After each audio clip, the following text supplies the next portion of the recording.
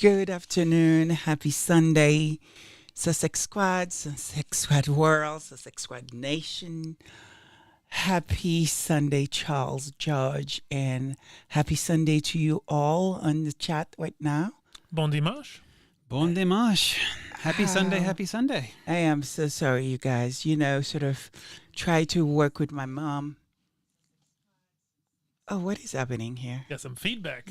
Yeah. There's a feedback. It's gone. Are we good? We're good.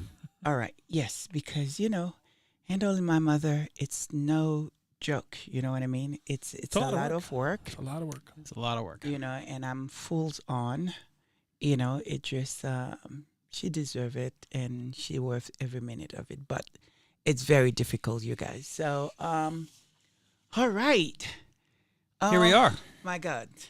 A lot's been going on this week.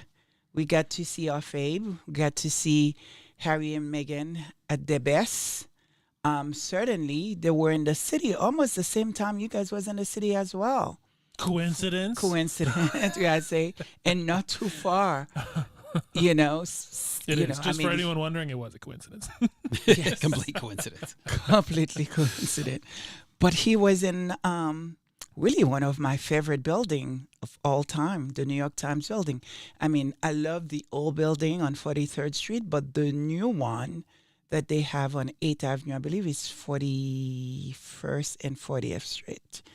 It is magnificent. It's a piece of work. I mean, it is beautiful. That is my dream job. I literally, even if it's just to serve coffee or, bring the guests to the rooms at the interview. So, yeah. It's a beautiful building. I've been in that building. Yeah, there's nothing like holding, a New York Times paper on a Sunday morning. Like, it's everything. Oh, is it just me? No, it's true. I was actually just thinking that there's a bit of lore that's being created around you and around Meghan Markle, a real-life Cinderella. Because for people who have been listening for however many years it's been now, you have actually shared that fact before, that dream job of being a journalist at the New York Times. That's right. I mean, that would never happen. First of all, I don't think that I'm that much, I can be so subjective. I'm too emotional. And two, I'm a decent writer, but, sort of speaking probably not my forte. I have that speech impediment, so I need to work that out. It's not a speech impediment. It's an accent. It's not just an accent. It's an accent. I know. I have that strong accent. But that's only happened with English, which is really weird. I don't even know why. I know. Because I find English to be a little bit maybe much easier than many other languages, and yet somehow you're just more accustomed to it, I think. Sort of my grammar and everything else just too out of the window. I think it's also because sometimes I have issues pronunciating words, and so I go around and around and around and find, yes, and then all of a sudden it's like I look like I'm just from the third grade or something like that. But yes, but it is what it is. Well, you know what they say about English. Yeah. English is actually 4 languages dressed up over in an overcoat. So, is it? Yeah. So that's why it makes no sense. Well, I wouldn't say that, but I could see what you're saying. But anyway, Charles, we need to get right into it because we have a packed show today that I put together. And I'm going to try to get in through it as quick as possible and try not to do any faux pas. And no, because now we are entering a space where we need to be truly, really careful on what we say and how we say it, how we come across, and all that. There's a lot. It's a huge responsibility, and I'm sure that is the case for all the squads. Wow. Well, there's a couple. Well, I'm gonna have to cut you off a little bit at the pass because we just got a pretty crazy message from Church Nelly, and we all certainly hope that you're well. And thank you so much for tuning in, even though you're in the hospital right now. And why are you beating up your microphone? No, I'm so shocked. Leave it alone. Okay. Oh, my God. So she says, hello, Lady Sussex, Charles, George, and Squatties. I'm in the ER right now with a high heart rate, and that her cancer infusion treatment is affecting her thyroid, which is causing a elevated heart rate. So all prayers go to you today, Church Nelly, for sure. Prayers for you, and wow. Well, I don't even know what word to say. hopefully I can keep you entertained while you are in that ER, and we're certainly gonna pray for you because, and you too, Charles. I mean, you should share that. I mean, sort of, you also have someone at the hospital for a very similar situation. Someone Yes. you know. Yes. Yeah. There's someone I know is actually in the hospital for the exact same thing, actually with IR8. So, but they happen to be more of a what is it called? It's a fibrillating heart rate is what it is.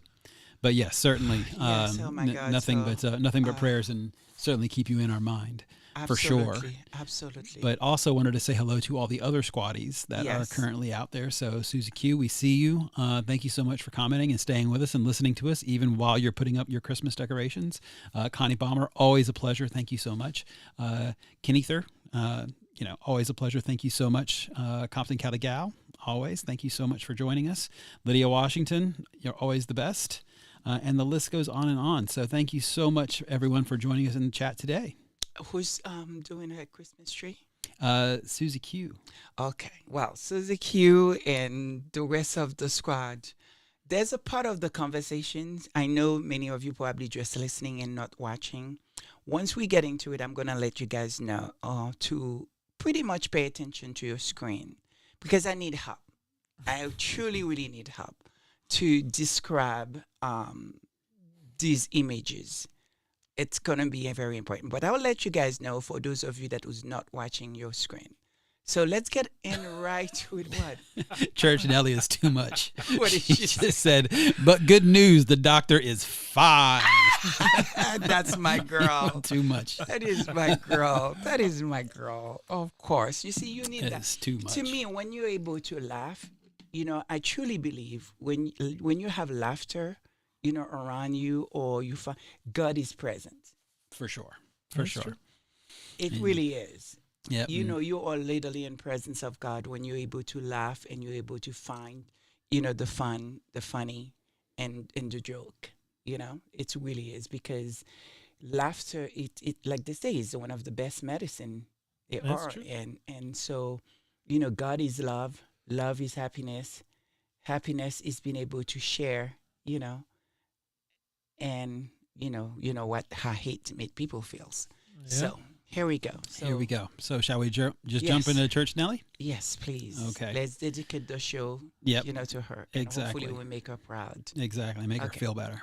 That's right. So for Church Nelly report. So the first thing, and as Lady Sussex had mentioned at the top, it was a fairly packed week. They were running all over the place. So the first, and there's actually been quite a bit of coverage on this, is Harry, and as just Lady Sussex actually mentioned just a little while ago, was at the New York Times earlier this week at the Dealbook Summit. So the Duke of Sussex participated in a powerful one-on-one interview with Andrew Ross Sorkin at the New York Times annual Book Deal Summit. The conversation took place in front of an influential audience of leaders at the intersection of policy, finance, business, and culture. Mm-hmm. The Duke shared his personal experiences navigating media scrutiny, the media health challenges that arise from relentless media attention, the global implications of distorted narratives on society. He discussed the importance of tackling the mental health crisis exacerbated by misleading information and the role of media plays in shaping public discourse. Mm-hmm. So I'm sure everyone's more or less kind of seen this interview that he had, but he was certainly, I would say, classify it maybe as spunky. He certainly had great commentary just in terms of as they were giving and asking questions regarding his life in the media spotlight and what's really happening.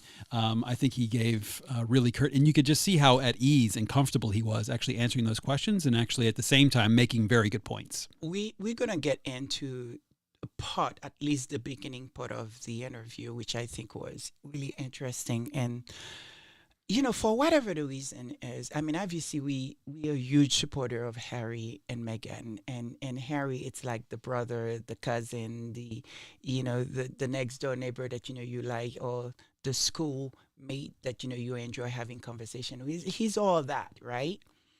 And Meghan, it's a person that we come to know and proud of, and we sort of really, in some way, like the way she represents the work, and she represented herself and represented us in the world stage, and we love who she is. But, and I know why I'm here specifically for myself, is really defending that woman, defending her integrity and the work that she's doing, and make sure that, I am one of the voice to let people know, who she is. But I find myself listening to the beginning of that interview with Harry, and all of a sudden that something clicked in my brain where for the first time, even though I listen and watch, and read Spare, something clicked in my mind, sort of the way the media manage to actually sort of do this guy wrong. Something clicked in my mind. I don't know what it is. All of a sudden that I feel like I get it. I get what he's tried to say, why he's saying it, why it is important for him to be out there, continue talking about it. So that's what I would say. No, it's true. And I mean, that's actually what they were talking about, because it's much bigger than himself as an issue. Absolutely. So it's emblematic in terms of how that discourse that's happening in the media impacts the larger society, and then how important it actually is. Mental health. I think. Well, yeah, exactly. I think vis-a-vis the mental host health did an incredible job from right in the beginning. Like it's like grab the sort of studied right there in there with the question and describe, like it's almost that you feel like it wasn't sort of let me know the 411, so to speak, like many other people that have interviewed him. It sometimes felt like they want to get into the gossip, so to speak, much more really have like an understanding what happened that lead him to where he's at right now. I think he did an incredible job, right in the beginning, almost set the stage. So when Harry started speaking, you was just with him. Right. In the moment, in the story. So, yeah. Sure. So I'll just knock out this last point on the conversation. So the conversation also touched on the importance of empowerment and mobilizing change, urging those in position of power to make tangible actions to promote a healthier media environment, stronger safeguards against harmful content, and a future where truth, empathy, and the responsibility lead the way. So There you go. That's more or less what he was about at the Dealbook Summit. The next thing, actually, what? No. I'm just checking on my mom. You just give me a weird look. No, I'm just. No, checking you're good. On Okay. The next thing is actually the Paley Honors. So that was beautiful. Indeed. So Meghan, the Duchess of Sussex, attended the Paley Honors to celebrate the extraordinary legacy of her dear friend Tyler Perry, whose groundbreaking work has had a lasting impact on the entertainment industry and beyond. Perry, renowned for his creation of Taylor Perry Studios, which is huge, by the way, and his long career in producing content that champions diverse voices and has made an indelible mark on Hollywood. In his recent Netflix film, The 6888, which tells the powerful story of an all-black women's battalion who served in World War II. And it is a testament to his commitment to telling untold stories that reflect the experiences of underrepresented communities. That's right. So, which, again, it's truly, it's difficult to express how important it is for someone to actually have that voice and use it in a way that actually tells a different narrative or shows a different side to people who typically aren't in media in that way. So and I think it's a great thing in terms of what he's been doing, and then obviously how he's being recognized for it now. I think his philanthropic work that he's doing, and sort of, I know he's not everyone cup of tea and stuff, but I mean, it's very clear that the work this man is doing is paved the way for many others. And I also think that, I mean, you see, he has a huge heart. I mean, look what he did for, our girl, Harry and Meghan. So he's an incredible human being, an incredible human being. I mean, of course, nobody's perfect, right? But he's an amazing man, and he done incredible. He certainly left a big mark. Although I've just heard a little something, I don't know how true it is, because I've not had time to actually check on that he had a break-in, And also one a break-in. Someone broke into his house? Yeah. Well, I don't know all the details. I'm not. I need to see what's the report, if there is any report, So just don't quote me to that. But I also think, and he just have like one of his very personal person that who in charge of the studio just crash his plane in Florida. So I don't know. KTLA 5 reported that 4 potential burglars were chased off of Tyler Perry's property. That's right. And also someone. And the studio's president actually died in a plane crash. Oh, wow. So it is factual. Wow. That's crazy. From Fox 5 Atlanta. Yeah, because late last night, I was getting calls and people were saying, "What? Nah, what's going on?" It's a shame, but let's not dwell too much on that. Let's dwell on the recognition of this guy, and sort of, I pray for this man's family because he was young, and from what I understand is that everybody loves him. I don't know who he is particularly, know him, but everyone from what I understand loved this man, and he's going to be very well missed. And so, yeah. So just to finish up this segment, so in addition to his work behind the camera, Perry's influence is also reflected in the documentary Maxine's Baby, which explores his own life and career and offers an inspiring look at his journey from humble beginnings to becoming one of the most influential voices in Hollywood. Through his expansive body of work, Perry has used his platform to not only entertain, but also to inform, challenge, and inspire by reinforcing his commitment to tell stories that matter. From the humor of Medea to the depth of his television dramas, his projects explore universal themes of family, love, resilience, while also addressing important social issues. Absolutely. I agree with that. I really agree with that. Yeah. I have a special place for this man in my heart. Not because, what he has done around his studio, like when they were trying to displace a lot of those older folks, because of, that neighborhood becomes like the neighborhood to be.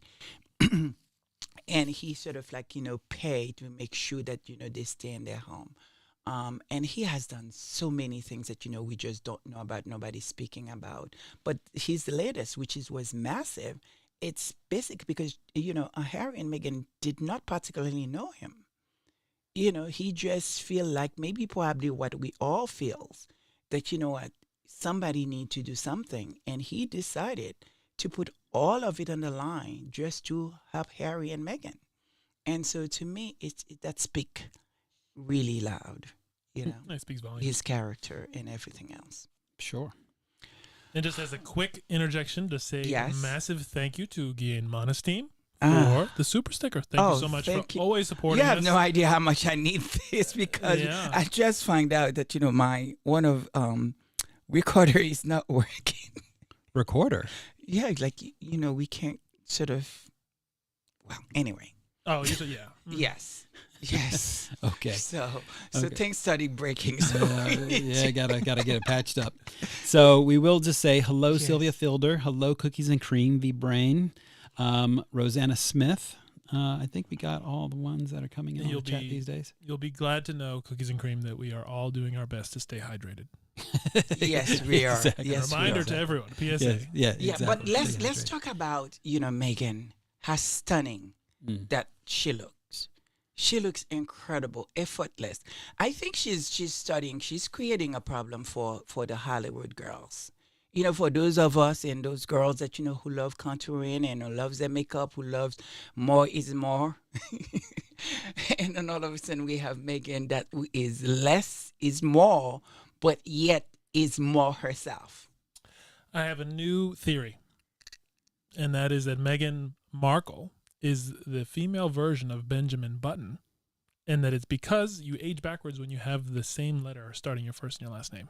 Huh, interesting. Markle Benjamin Button. That's how she's getting younger. Something to that. Something to think about. There's something. I mean, she looks younger every single time they take a picture of her. I know, and oh my God, I mean, it's almost like make you feel like, okay, well, sort of. And I've noticed a few women studying down, sort of toning down a little bit, so to speak. for whatever. Like because she walked in, she's glowing. Her skin looked porcelain.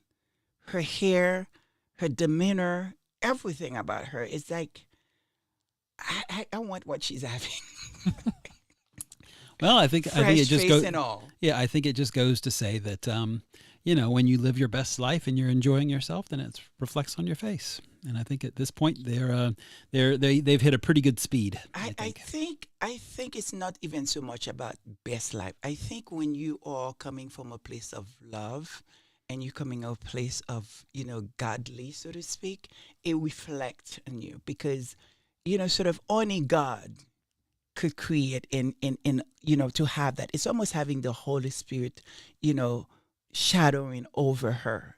Do you understand what I mean? It just there is something special about this woman. Yeah, what's in your heart definitely reflects in your life physically in a lot of ways. So for sure. Yeah. So the next segment, if we're done with Perry. No, not yet. But I do think that how I would love to see the media start really reporting on her. Although I must say, when it comes to the American media, especially the print, they are getting into the action. Understand that this woman is pretty much, her princess. She is an industry herself, so to speak. Really, she's literally doing a lot for the fashion world. Things are selling. People that many of us probably would not know their name. We do, and we are supporting them. And so to me, I think last night, I was watching Baron, of course, Royal Sussex, and he played one reporter. I don't know if it's a reporter or if it's a show, the True Royal or something. True Royalty TV. Yeah. TV, and he described her such as, and I think that's what the way it needs to be and should be. Could you play that? Sure. Was watching her every move when she married Prince Harry, and it was a style challenge, staying true to her glamorous Hollywood identity while navigating the often unwritten rules of royal etiquette. A tricky trade-off between style and tradition, but she's managed to carve out her own space incredibly well, for she's redefined what it means to be a chic royal, giving birth to the iconic Markle Sparkle. Her bold choices, black shoulderless dresses, flowing gowns, and power suits defied the royal dress code. For in the monarchy, usually hats are a must, black is for mourning, and junior royals are expected to blend in with muted tones. But more than just outfits, her clothes were a silent statement of independence, individuality, and confidence. I want you guys to put a pin on that because we're going to get into it later on when we start speaking about that woman, the woman over there that we supposedly calling Queen. So you got some surprises in store for them. I think they're going to really enjoy it. So, just put a pin on what that man say, okay? All right, so let's move right along. Moving on. So the next thing, because Harry had a busy week. He always has busy weeks, but specifically he had a lot of camera time this week because he was at the Diana Award as well. So established obviously in the memory of his mother, Diana, Princess of Wales, continuing to honor young change makers making exceptional contributions to social action as well as humanitarian efforts. This year's award marked a special milestone. It was the 25th anniversary. Wow, it's crazy. 25 years already. I know. 25th anniversary of Diana Award celebrated 200 extraordinary young leaders from across 45 different countries. These recipients, honored during the virtual ceremony, were recognized for their transformative work in their communities, their dedication to driving lasting change, and their commitment to creating a fairer, more equitable world. Prince Harry appeared at a virtual ceremony in a recorded message, joined by the Legacy Award recipients from Indonesia and Christina Williams from Jamaica, and the Duke of Sussex paid tribute to the recipient, saying, "I know my mom would be incredibly proud of you guys." And reflecting on the legacy of Diana, Princess of Wales, he added, "My mother's belief in the power of young people to drive positive change continues to inspire me every single day. No matter the challenges that we face, whether it's climate change, mental health, or systemic injustices, her legacy and the efforts of young people to inspire further action in the world fill me with hope. I know. You see, I grew up listening to my mother. I mean, they were talking about Diana. It's almost like I felt like she was a member of our family. As a matter of fact, I mean, I've heard, well, my mom actually went to mourning when Princess Diana died. I think over 3 months. Oh, yeah. This is how she wasn't really impacted by her passing. I mean, she was the conversation, and it wasn't until much later I become very curious. And now, these days, I find myself learning and reading and more about her. And it's not just she was a fascinating woman, but she was an incredible woman with a heart of gold. And it just like when I looked at Meghan, I see the resemblance. Now I understand truly what Harry said, when he compared the two women. Yeah, so it's almost like I feel like too soon. She should have been here. She definitely should have still been here for sure. Yeah, go ahead. So we had that, and then the next thing actually was Sentebale. Mm-hmm. So in the evening, basically, Prince Harry, the Duke of Sussex, gathered with artists, philanthropists, and supporters at the Key Smith Gallery in New York City for an intimate launch party of Friend, a powerful new art exhibition that benefits Sentebale. The exhibition showcases an extraordinary collection of works by iconic minimalists and op art pioneers, as well as contemporary artists. A portion of all sales will go directly to support Sentebale's programs for children and young people in Southern Africa. You can see them there on the screen. During the launch event, Prince Harry shared heartfelt remarks about the exhibition, the inspiration behind it, and the vital work of Sentebale. The name of the exhibition, Friend, was personally chosen by Key Smith in honor of his late grandfather, who was affectionately called Friend by his grandchildren. For Prince Harry, the title also embodies the spirit of friendship that is central to Sentebale's work, as well as a broader goal of fostering connections across cultures and communities. So the exhibition features works by legends such as Frank Stella, Bridget Riley, Tadaka Kuyami, alongside emerging talents whose art reflects themes of resilience and hope. Yeah, I'm thinking about, I don't know how long. I need to give the gallery, a call to see how long the exhibition is going to go for. But, I would love to go, even if it's for like 5-10 minutes. I would love to go and see it. That's great. And still, you and your mic. What is wrong with my mic? You're just beating it up. Leave it alone. Leave it. I didn't touch it. Go ahead. The proceeds from all sales of the artwork would directly benefit Sentebale, supporting its life-changing programs that address healthcare, education, and vocational training for young people living with HIV and AIDS in Lesotho as well as Botswana. Hmm. So again, amazing work.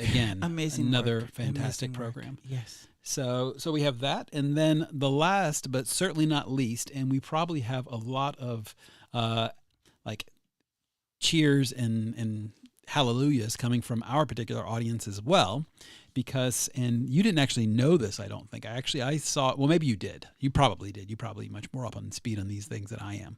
But I didn't know until actually just doing a little bit of research earlier today that Jamaica was putting forward a bill to be a republic. Yeah. So I know about that. It's been in the conversation, but it has been discussed, but it didn't. But it was actually a thing. It's a thing, and it's been prepared, and what that basically means is Jamaica is actually getting prepared to separate from Britain and actually become its own republic. And the referendum, they say, is actually proceeding quite well through legislature, and is supposed to be presented next week. That is huge. It's a big deal. That is a big deal. So much. I don't know if I want to get into it right this minute because it's there's a lot to unpack, I mean, I was just thinking of Black Queen. it makes me, it remind me of Royal Sussex right now, who lost half of the Commonwealth. He knows what I'm talking about, and you guys know what I'm talking about. Yeah. But anyway, I won't get into it. I don't want to get into trouble today. Yeah. Speaking of, is Black Queen down in Jamaica right now? Yeah, she was supposed to be going, or at the end of the year. Yeah. No. Somebody's 80th birthday. Yeah. Or something family like party or something. Yes. Yeah. So I was really looking forward to actually hearing her pipe up, but I think she's actually either in flight or still down there. So. Yes, that's right. But that's right. What's up? I'm sure you'll be listening later on. I think it's her mother celebrating. I think so, like 80th or something. Yeah. So so that's basically what we got for today's session of the Church Nelly Report. All right, so we should move right along to Connie Balmer, which you guys tell me that is online now, no? She is. She is. Oh, Connie. She's one of the first to join. Bonjour, bonsoir. Bonsoir, mon ami. And she let us know that Eve Balmer also said hello. Oh, Eve. Nice to hear from you Yves, as well. Merci. C'est gentil. I'm making Très, très, très making noise gentil, all over alors. the place. Having all kinds of sound effects today. So for the Connie Balmer Community Update, first and foremost, as we usually do, we certainly will extend prayers to the full community, certainly for your mental health, for your strength to overcome any adversities that you have, but also a special shout out knowing what's going on with Church Nelly and knowing how much we love you. So keep up the stiff upper lip, as they say in Britain, and do what you need to do. So I certainly and keep us updated. Yeah, keep us updated for even sure. if it's too barren, which I know that he probably will talk about it later. In fact, he will talk about it later.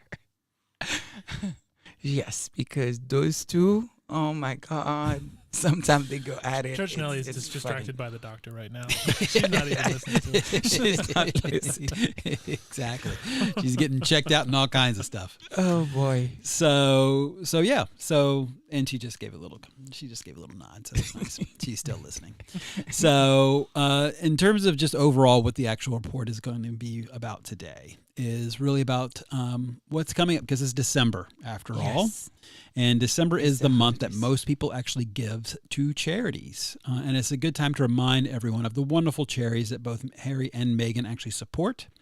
And then if you're looking to give in any other kind of, or explore new areas that you may be considering to give.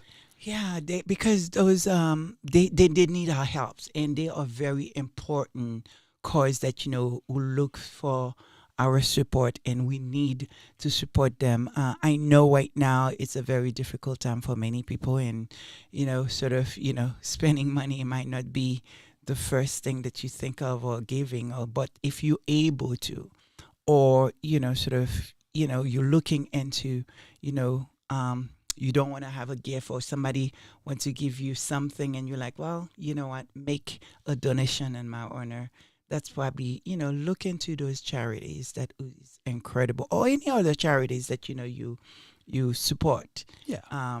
Because it is really, really important that, we support those programs, and because, we need them. Yes. If you have the means, then it's certainly a great way. And also remember that, it is tax tax exempt. Exempt. Yes. So, make sure that you get it from your taxes by donating. So it's a good thing to do. Let's think about these folks, because they need our help. Yep. So, yeah. I'd like to say hello to Marcella Brown. So hope you're doing well. Good to see you there. Chef Sandy Love, always a pleasure. In Virasau. So certainly greetings to you as well. And it's great to have you here. So thanks for joining us as well. And please go to Artrell, Foundation. Please, let's put some traffic in there and make sure that, we're checking them out at all time, and, see the wonderful, amazing work that they are doing. Yep. And just hello to you as well, Donna Reese. And then, so as I mentioned before, just in terms of the overall charities, we've mentioned to them several times, but it's just a nice handy single list, so everyone just kind of knows what they would be. So it's the Halo Trust. The Halo Trust actually is a landmine clearance and conflict recovery effort that happens over in Africa. Mm-hmm. Georgetown University's Gender Justice Initiative, which advocates for gender equity. The Welcome Project, which obviously supports the refugees and migrants. SmartWorks, which actually supports empowering women with professional attire and coaching for job interviews. And that one is so important. Yeah. It's all of them. All of them. Yeah. But, yes. So Well Child, which is supporting children with serious illnesses and their families. Sentebale, which we've already talked about, which Prince Harry has been doing that and Well Child for a long, long time, as well as the next one, which is going to be Invictus, which is obviously his that is like what he's known for. That's like his big thing. The Loveland Foundation, which is supporting communities of color with mental health resources. The Center for Humane Technology, which collaborates on safe digital spaces and misinformation. The World Central Kitchen, which again is one of the most famous, I think, in the world, which assists with damage response and community kitchens globally, which has been doing such tremendous work. Chef Riaz is just an incredible especially person. with all the bad weather, we just have so many places. I mean, yeah, they are doing an incredible job. Yeah, absolutely. Then you have Save the Children, which obviously is advocating for children's rights and welfare. Planned Parenthood, which supports women's reproductive rights. Girls, Inc., which is fostering equity for girls and young women. And The Mission Continues, which is the name of the program, which is supporting veterans transitioning to civilian life. My goodness, there's so it's incredible the portfolio, the body of sort of organization, that the support that they are doing. I mean, you would think that these royals would have been so proud. I mean, this is why I said that they are uphold the Queen, sort of legacy in some ways. Absolutely, it's incredible. They have a huge and you're not even done yet. No, and that's actually there's a. I want to make a very clear distinction. These are the ones they themselves support or patron. Yes, that's what they actually do themselves as work. They actually give to many, many, many more. I know. And that's too long of a list, but they give to a lot, and then significant contributions as well. So the big advocacy areas that they focus on, which again a lot of people know, is mental health, which they do through Heads Together as well as Archwell collaborations. Very dear to my heart because me, hugely when important. It comes to mental health, I've lost so many, people, friends, close people I admire, especially in the world stage. And so, I mean, again, will live on forever in my heart. It's Alexander McQueen. My God, I love this man. And my best friend. And, there was a time that, I was saved by my own cousin. So, yeah, this is something very dear to my heart. Yes, and I think getting even more important as time goes by, because it feels there's a lot of mental strain these days. That's right. Just as the world just gets more complicated. Yes. But you also have that with the environmental and conservation efforts that they do, which is obviously very important with Travelist specifically, but also how that just the broader promoting sustainability, carbon neutrality, as well as ecosystem preservation is a big focus of theirs. Social justice and equity, which is, both of them, but specifically Meghan has a huge passion towards, which is addressing those systematic inequalities. And then another big one, just through the Parents Network that they even launched themselves, and what Meghan has a big focus on right now, is the online safety and misinformation, which is working to create a safer digital environment. This one it's really huge. Yeah, so those are basically kind of the four big buckets that they support, generally speaking, and where their effort, time, and money go into.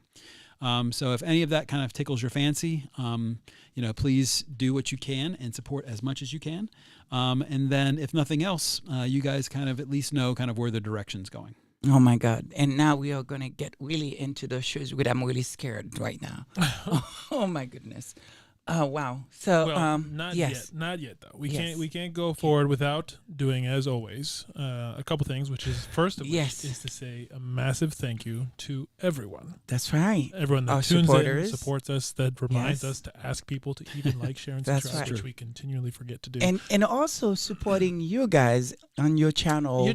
Amazing work that you're doing. Yes, you're jumping ahead though. That's coming up. First is thank you for the support for this channel, for the service, for all of the work that you are leading here, Lady Sussex. And as I mentioned, everyone that just tunes in and watches, everyone that comments in the chat, like we said, it is a joy to see you all. And a special thank you to all of our members who make the show possible in so many ways, including everyone who puts those super stickers throughout the services. It means so much to us, and it really does also make a difference. But today, we want to say a special thank you in particular to our most recently joined members who've joined, as Church Nelly always says, the asylum. And that is Chef Sandy Love, who we see you in the chat as well. Thank you so much for joining, as well as Diane Hawkins, who rejoined just a week ago, just actually less than a week ago now. So it is so wonderful to have you join all of the rest of the members who, from the beginning, is with thank yous all around, is Patrick Coel Marcel, Marvel Walker, R.R. Carter V. Brame, Antonio TC416, also known as Majesty Sussex Report, April Showers, Church Nelly, Black Queen, Kay Castillo, Eve Bomber, and Connie Bomber, Sylvia Fielder, V. Thomas, Lady Rose Sussex, Bryce Thompson, the one and only Royal Sussex, Lydia Washington, Connie and Julie, Angela White, in addition to now our newest members, Diane Hawkins and Chef Sandy Love. So it is a wonderful, wonderful community. Thank you to you all. Thank you so much. Yes. Come on. And as you already sort of alluded to, yes, Charles and I did also want to say a special thank you to all of you who supported the Planet First Action Initiative with the Thanksgiving special that we released just a week ago now. I think time's kind of blurring together when Thanksgiving actually was. Last week. Was it last week? It was. The last episode was on Sunday, I think. Yes. Oh yeah, I don't even know. But it was such a joy to see you all. We did actually these live premieres so that we could watch it with you all, be in the chat, answer questions. It was really a blast. I noticed you guys are at how 80s of you. It was a blast, man. Well, it was a blast. I noticed you guys are at 285 subscriber. I'm praying you guys could at least make it to 300. So if any one of you guys are listening right now and you have not yet subscribed to their channel, please, go now and subscribe and see if we can get them to 300. I think you guys are 285. So 15 more. It's on the screen. It's also in the chat now in terms of that link. Thank you, Lady Sussex. That's right. It would be nice to see you guys after the show that you made it to 300. It will, and also because there are some really exciting episodes that are coming over these next few weeks. Yeah. And so there's going to be one actually very educational. Yes.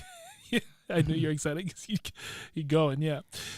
Yes, there's one that has actually got us actually speaking with some entrepreneurs doing some amazing work with a craft that they're revitalizing from Italy, in fact, and another just amazing story that's coming out of a very small but mighty country in Africa. And so they're going to be incredible. There's going to be, and as well as an entrepreneur here in the U.S. who is helping to move forward the energy transition in a way like no one else. Yeah. So three amazing episodes, even some more bonus content that's going to be on the website as well. So just saying thank you all to those of you who have supported. And again, it is for Charles and I a true joy to see so many of the Sussex Squad in those premieres as they come out. And all that's going to be happening for the holidays, right? So it will be you guys' holiday specials. That's right. Yeah. Exactly. Wonderful. So let's get the service started, please, because there's a lot to get through. Well, yes, and in advance of this service in particular, we will remind everyone that we are not experts, and we don't claim to be experts. And even though this is a church service, we're not trying to convince anyone to change their beliefs, or certainly not to change their religion based on our account. We are here to highlight the people that we believe are doing good work to make the world a better place, and to also ask questions of those individuals and institutions that are really have important voices in society today, so that we can support those who are working to make the world a better place. And whatever we say in this show, it's alleged. It's some of it are speculations, and so please do your own research. We're just asking questions, try to get to some sort of understanding, but really our main focus is to support Harry and Meghan, for the wonderful work that they are doing out there. So exactly, let's get the show started. Let's do it.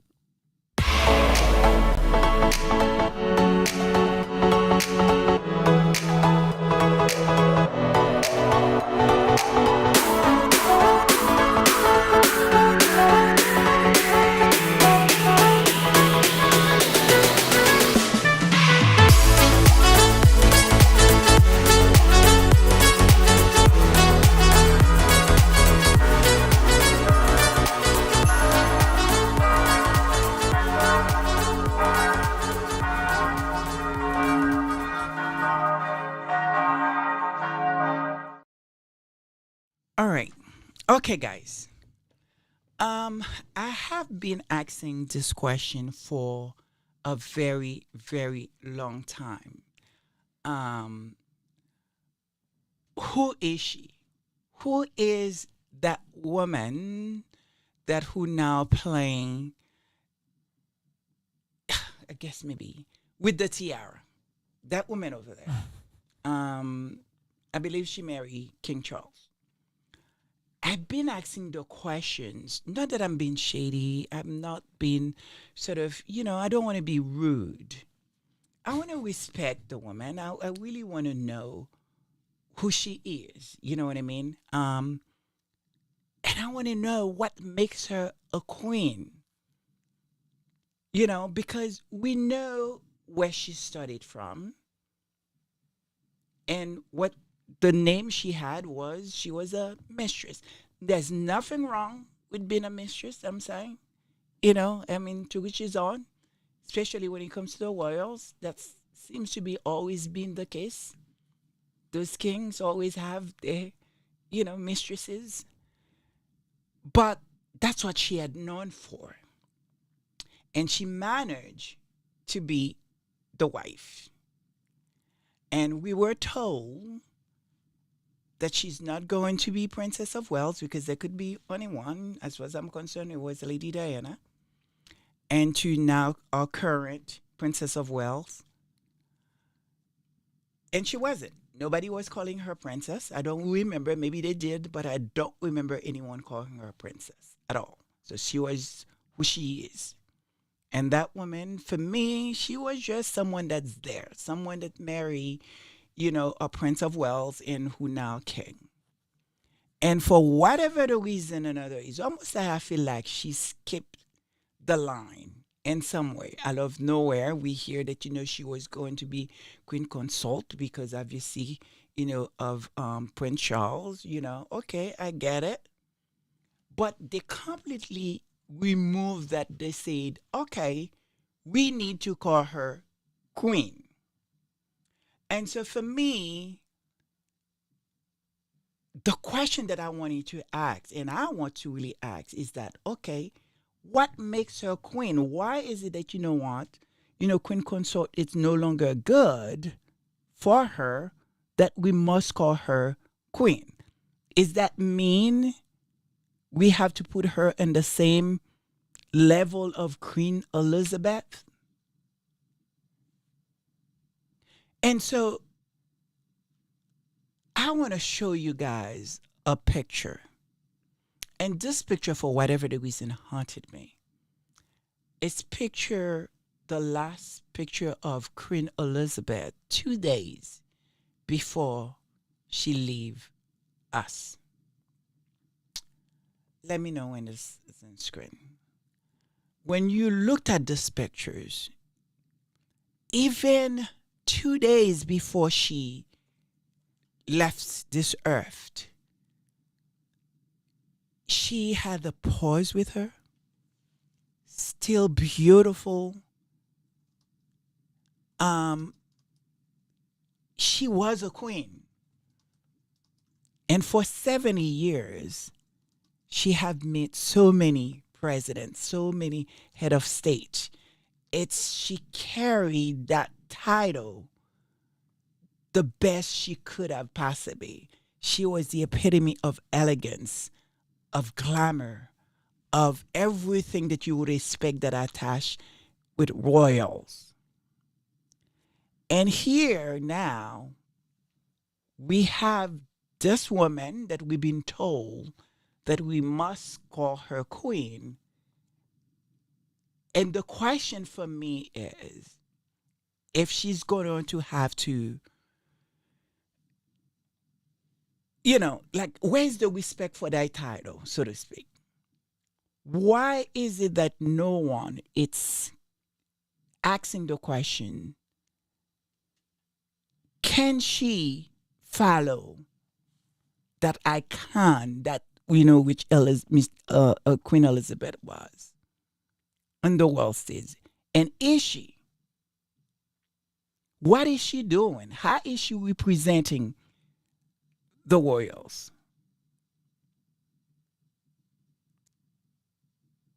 And I'm still waiting for that answer because there's something about that woman that I don't understand. It's almost like now some of the answers maybe started coming in because she just now have a new title, ones that is being speculated and we all talk about, but now it's in point. The medias are saying, I'm not saying it. The media is now putting a title on her where they call her what? A wicked stepmother. Okay. So before we get deep into how did she get there? Why is she queen? And what makes her a wicked stepmother?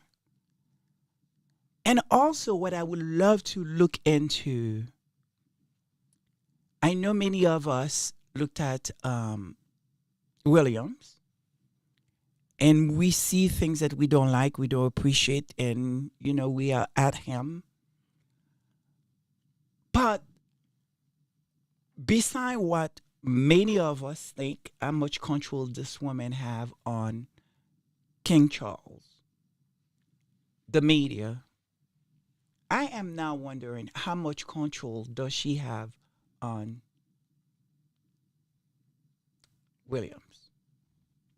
And so before we get started, I would love to look into that meaning of the word wicked stepmother.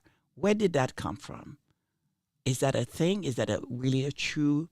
Is there a meaning to it? Is there what that stand for before I start calling this woman wicked stepmother? I mean, it was not me. I didn't say, please don't come at me. I don't know. I'm just trying to find out. That was reported by the very people who report on her, who like her, who have lunch with her. That was the name. That was the title they put on her. So I want to know, is that now going to be her new name? Is that how it's a part of the name? How should I look at it? So please, Charles, what is the definition of wicked stepmother? Sure. Well, there's not a formal definition of that term together, so we'll have to address them distinctly as individual words. So the first, and we'll start actually with the second first. So the stepmother piece, just because it's easy and straightforward. Mm-hmm. To be a stepmother actually goes back to the 12th century. So it's been around for quite a while in terms of what people have assumed in terms of what that is. It's been referred to as stepmother for quite some time, which is actually kind of surprising. I just thought it was more of a more modern thing. But it basically is the wife of one's parent when distinct from another's natural or legal mother. Mm-hmm. That's all, period. One definition, that's all they have to say about it. Very specific. Now, when you start looking at the term wicked, that actually has some backbone to it. Kind of interesting. Yeah, there's some interesting things there. So first of all, it's also kind of an old word from the Middle English. It's been around since the 13th century as well. It's always kind of funny because depending on, we are here in the Mid-Atlantic, but basically very close to the north, to the northeast and kind of the New England. And so when you say wicked in New England, it actually means something very different, which I think is pretty hilarious, which we'll get into as well. But the first and most, I suppose, most familiar definition is morally very bad. Interesting. Evil. And it doesn't say, yes. Yes. And it doesn't necessarily say very bad. It doesn't necessarily say very bad. What it actually does say, it says evil. Oh my God, now you're scaring me. Yes. So that's the first. The second, which I know that you'll appreciate, is fierce or vicious, like a wicked dog. Oh my God. Yeah, it's creeping up on you. This is Christmas. This is not Halloween. A similar definition basically is disposed to or marked by mischief, or could be roguish. Oh my God. That's right. That's right. So this is actually a little bit more similar to the funny thing in Boston because she does wicked impersonations. or it could just be disgustingly unpleasant or vile. So ridiculous. So yes, and then there's actually there's one more that actually is kind of interesting, of the same kind of vein, which is causing or likely to cause distress or trouble. Oh my God! Yes. So that's now what we I'm got. scared. There you go. It's coming at you. And then the last one basically is a person from Boston. So going beyond reasonable or predictable limits. So he throws a wicked fastball. Oh, dear Lord. Oh, my God. Yeah. So that's where we are. Should I even continue? Because I'm scared. Here we go. Wow. Okay. Josh. Well, yeah, looking into this was interesting. I expected to see a lot of coverage of, the Disney sort of evil stepmom, because that's a familiar plot vehicle. It's a familiar character within those sort of children's stories. Mm-hmm. And you think about that, you go back, well, where does that actually come from? There's a reason for that consistency in different types of characters, those archetypes that you see in different stories when you're growing up, and the sort of legends that are passed down. And what's actually interesting is when you look into that idea of the evil stepmother specifically, and you go back and you look at potentially some of the things that are informing that, or at least the validation that there's a there, historically speaking, as opposed to just how we think about it today. There's something that is really interesting that you find, which is actually from the other side of the world. It's from the Journal of Egyptian Archaeology. Now, this is a journal. This is something that was submitted by Christopher J. Erie in 2007, and it's titled "The Evil Stepmother and the Rights of a Second Wife." And it's really interesting because it's a totally separate context. It is about life in pharaonic Egypt. That's right. It is a totally different thing, but there's some parallels and things to infer and to learn from in terms of how they thought about it then, and what's consistent, maybe what's changed, but those same sort of ideas that you can find present. So what he writes is he says that marriage in pharaonic Egypt was characterized by the customary commitment of property to children. Only with the birth of children could the implied contract of marriage take full economic effect. So basically, that whole thing is about the fact that you're passing on your property to your kids, and your marriage is only fully realized once you actually have a kid. It says, however, this commitment of resources to the offspring of a first marriage meant that the economic and social status of a second wife and the prospects of her offspring were necessarily inferior.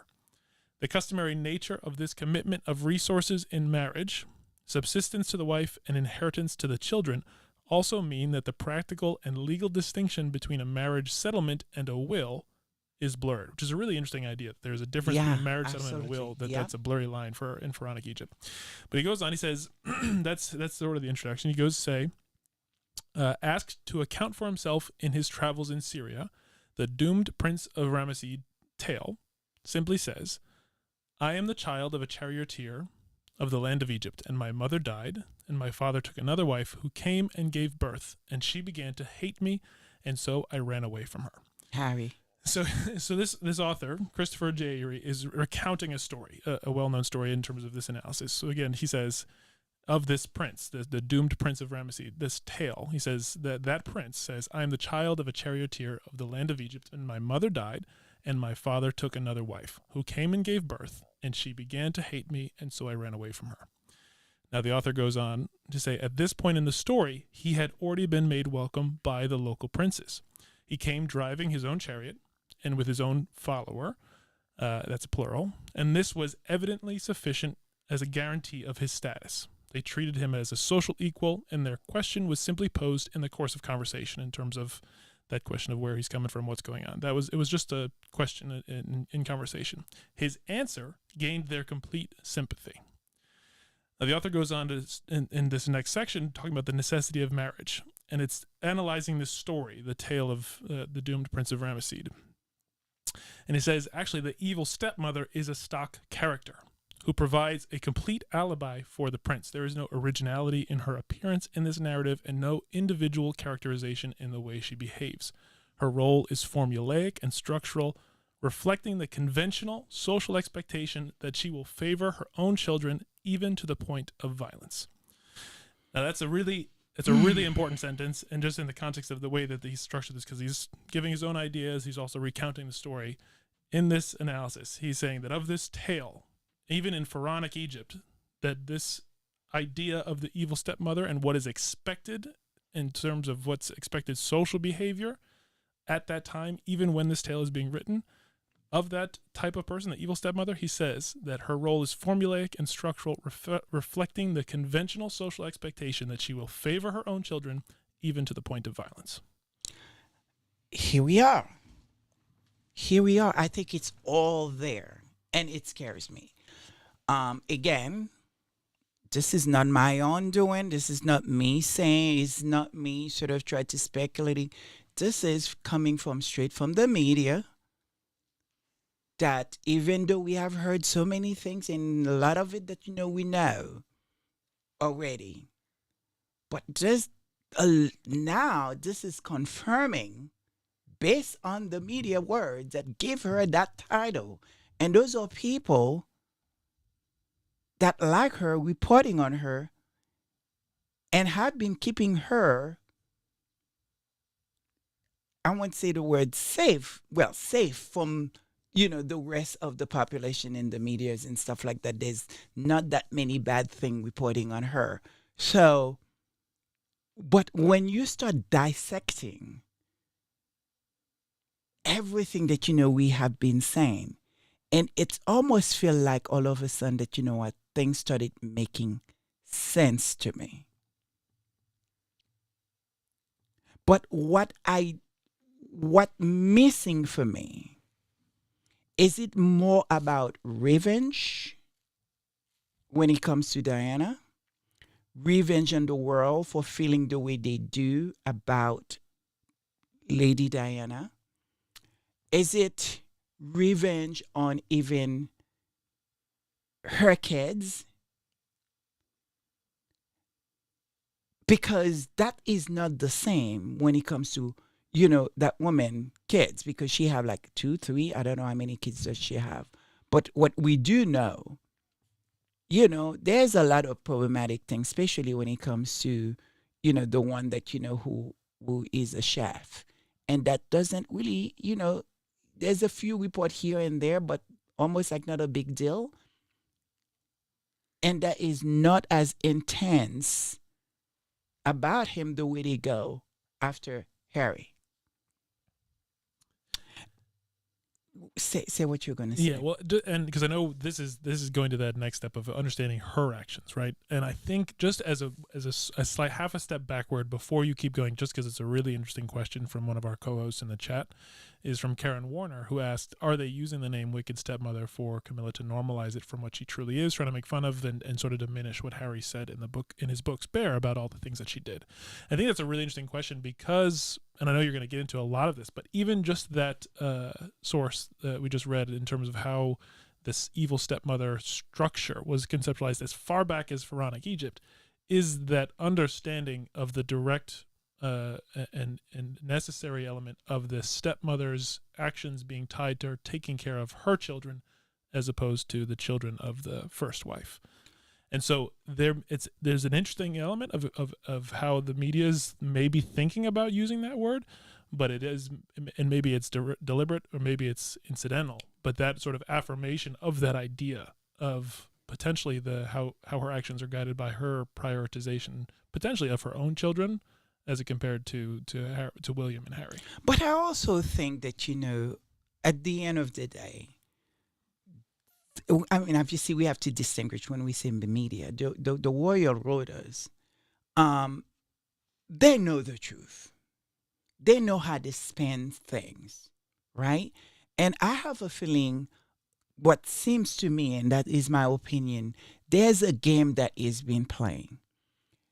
When they want to have access or they want to know something it's happening, or sort of, they drop things in almost like, we're going to put this out there. just to conform you, to bring you into the fold, like little drip. So you understand very clearly that we are in control. Because, and that's probably the problem they have with Harry, because they lost that control. They lost that control when it comes to Harry. They lost that control when it comes to our Princess Meghan. Yeah. Do you understand what I mean? And so there is something, I think the problem and the question that I have, even if they were trying to normalize it, it could only go so far. Because we're talking about that, when it comes to Diana, who Diana was. And they could try to do everything to rewrite history. There is so many people. That woman, Lady Diana, did such an incredible job and left a legacy that I feel like, who, go on forever. And it's very hard for them to really have an argument. It could only go so far.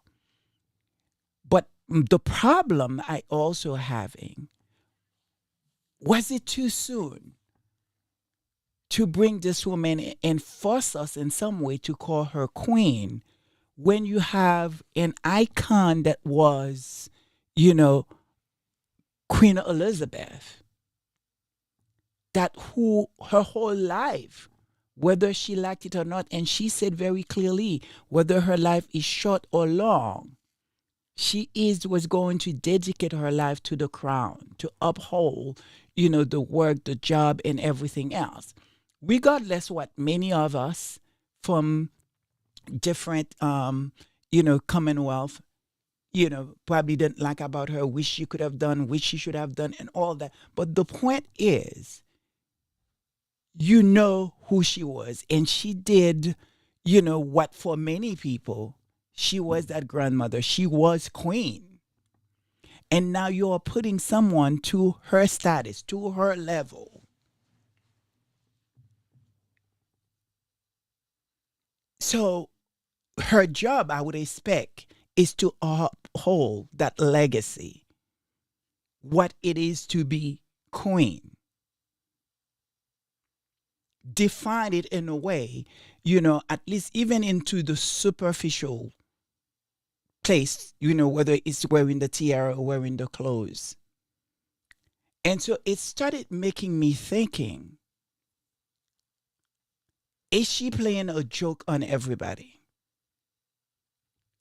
Is she sort of, looking at that position that she found herself in? I got the man, I got the title, I got you the way I want you, and basically F you. Because I'm going to put some pictures up on the screen. I mean, it was right after, really, like it was a part, I think it was a part of the whole ceremony thing, what was it that, King Charles had to do, the coronation, whatever, it was still around that time. And this woman come out, the way she come out, almost what I'm looking at, almost disheveled, so to speak. Yes, and you looked at Queen Elizabeth with absolutely the same clothes. And that, what she was wearing, to me, it's a reflect of, it's a muumuu, it's a house, they call it dusting. What was the name? Duster, yeah. Well, you got to remind everyone, you told everyone at the beginning that since there's a lot of people that are just listening. That's right. Now's the time. It's a time to look at your screen. Now's the time to look. This is a same, very similar, if not the same dress that I saw in Tyler Perry and Medea. This is this, and I'm not being shady because I'm not one to really. I really don't like. I really, despite the fact that I'm actually talking about another woman, outfit and clothes and stuff like that, because everyone has their own style to which is on, Well, to your point, she's not just another woman. She is asking for the title of the queen. She is the title. So there is expectation, because I think for women that in that level, you are carrying not just the legacies in business and what it means to sort of, people look up to you in style, industries, businesses. There's a reason why every time that, our Princess Meghan wears something, it's sold out. And it does incredible things for designers. And my problem is, obviously these, everything it's paid for. I'm assuming. I don't know for sure, but her clothes, what she wear, it's covered. But why is it that, her clothes look like, someone just ordered in a rush in Amazon? Because I do a check just to see. Because, my mother had those, my grandmother had those muumuu. And that's what got me really curious. And I did look. This is very similar. It's about $35. Do you understand what I mean? This is like prêt-à-porter, what we call it in French, or, sort of, just from the rack, or, from Amazon. This is a woman that has, should have a tailoring, a couturier, because Queen Elizabeth did have a couturier. So I don't really understand, is somebody is playing a joke with us or disrespecting the late queen, who is everything, the epitome of style and grace and glamour. And so now, this is supposed to be, it's right after, it's not like Queen Elizabeth died 6, 7, 8, or 10 years ago, where we forgot what she looked like, even in her older years. And I showed the pictures 2 days before her death. You looked at her, still working. Still working. And obviously, if you looked at her hand, how would it, what was it? The bruise? The bruise, spread alert, like, if that will mess you up, just please don't watch it. But what's the word for that? Trigger warning. Trigger warning, yeah. Because it's hard to rush when you looked at her hand. But you could overlook at that and see her smile. Even to the end, she was working. She was doing her duty. She was upholding what it is to be a royal. It was all about duty for her. And now we have a woman that we've been told to call queen, and I'm still trying to find or define what exactly does she do.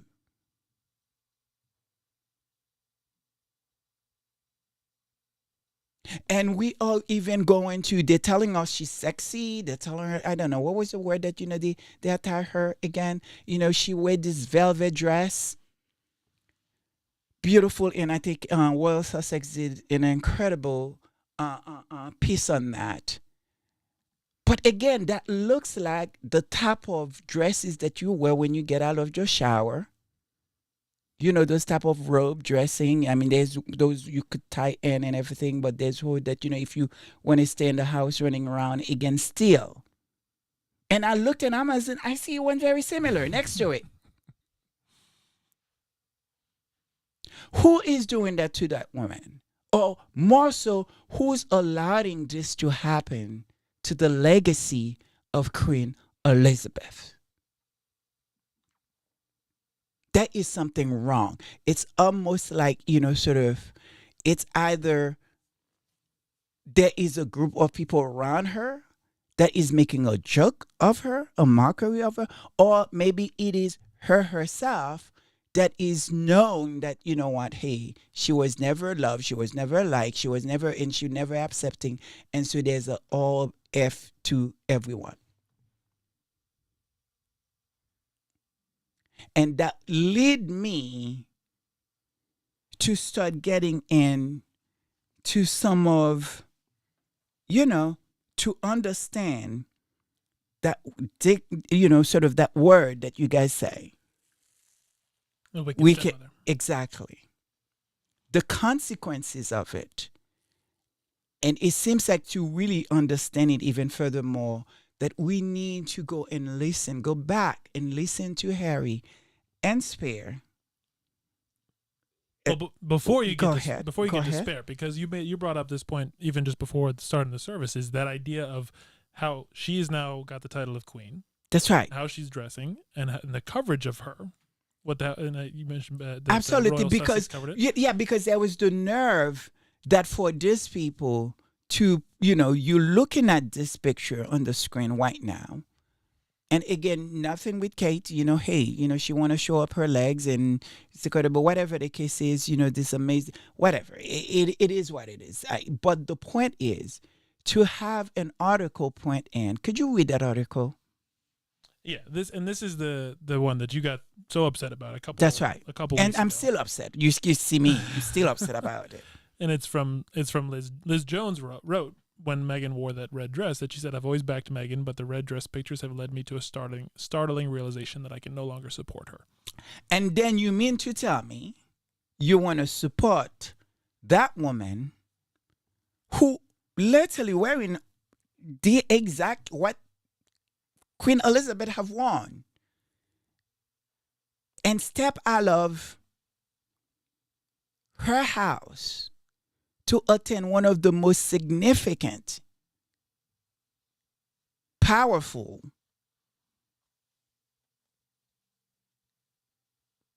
whatever that was, whatever you call it. Was it the coronation? No, I think it was a different service, but still a part of that whole, around the coronation type of thing. And this is how she stepped out, and we have to call her queen. And you're not going to say anything about that. To me, what Meghan have won was a piece of art. Because that's what clothes are. It's almost like she run. It's almost like she forgot that, the day was what it was. Well, so many of us. Like she rushed. Your co-host, Arrington W., just added this same sort of idea. She said, "Hi, Lady Sussex, Charles, and George. Wonderful squaddies. Almost all of her dresses are zip up from the front as if she were a quick change artist." That's great. Like, she run and, so didn't have time. Maybe she forgot what day it was. And you know what? Just, maybe that's her, house dress. And she's like, well, tow it on me. I got to go. Or she just got out of the shower and everything. She was feeling sexy. She wore velvet in that sense, okay. But not to coming outside and representing what we are all being told. There is something very special, something very extraordinary that is so different when it comes to the way royal women should dress. We know what they put a princess through, even though she was wearing exactly the same thing. And may I say even better, what they put her through of protocols. And you looked at Queen Elizabeth, that same picture, same exactly, over whatever it is that, to a muumuu. If you're going to wear something like that, it should be like, why is that was open? Why does she look like she was running? There's something is not right. And I don't understand the disrespect for Queen Elizabeth, who have served her country for 70 years in the Commonwealth, and no one would say absolutely nothing. And all we got now, it's the wicked stepmother title. And we know, based on the definition now, what it means. And it's going to be very interesting to really go back, because I want to understand, is that revenge? Was that, really her determination to have it for Harry? And also, may I say, even Harry's brother. I know we are mad at him, and we're mad at him for a lot of stuff. But is he also is the victim of that woman? So I want to go back because I have some questions, and the way we're going to phrase some of those words, not yet? Okay, well. Harry says them. Yeah, because Harry said from Club H back in the days. Let's play that clip. The truth, Marco? About whether or not you're doing drugs, Harry. What? It seemed that the editor of Britain's biggest tabloid had recently phoned my father's office to say she'd uncovered evidence of me doing drugs in various locations, including Club H. Also a bike shed behind a pub. Not the pub where I'd lost my virginity. My father's office immediately dispatched Marco to take a clandestine meeting with one of this editor's lieutenants in some shady hotel room, and the lieutenant laid out the tabloid's case. Now Marco laid it out for me. He asked again if it was true. Lies, I said, all lies. He went item by item through the editor's evidence. I disputed all of it. Wrong, wrong, wrong. The basic facts, the details, it was all wrong. I then questioned Marco. Who the hell is this editor? Loathsome toad, I gathered. Everyone who knew her was in full agreement that she was an infected pustule on the arse of humanity, plus a shit excuse for a journalist. But none of that mattered, because she'd managed to wriggle her way into a position of great power, and lately she was focusing all that power upon me. She was hunting the spare, straight out, and making no apologies for it. She wouldn't stop until my balls were nailed to her office wall. I was lost. For doing basic teenage stuff, Marco? No, boy, no. In this editor's estimation, Marco said, I was a drug addict. A what? And one way or another, Marco said, that was the story she was going to publish. I offered a suggestion about what this editor could do with her story. I told Marco to go back, tell her she had it all wrong. He promised he would.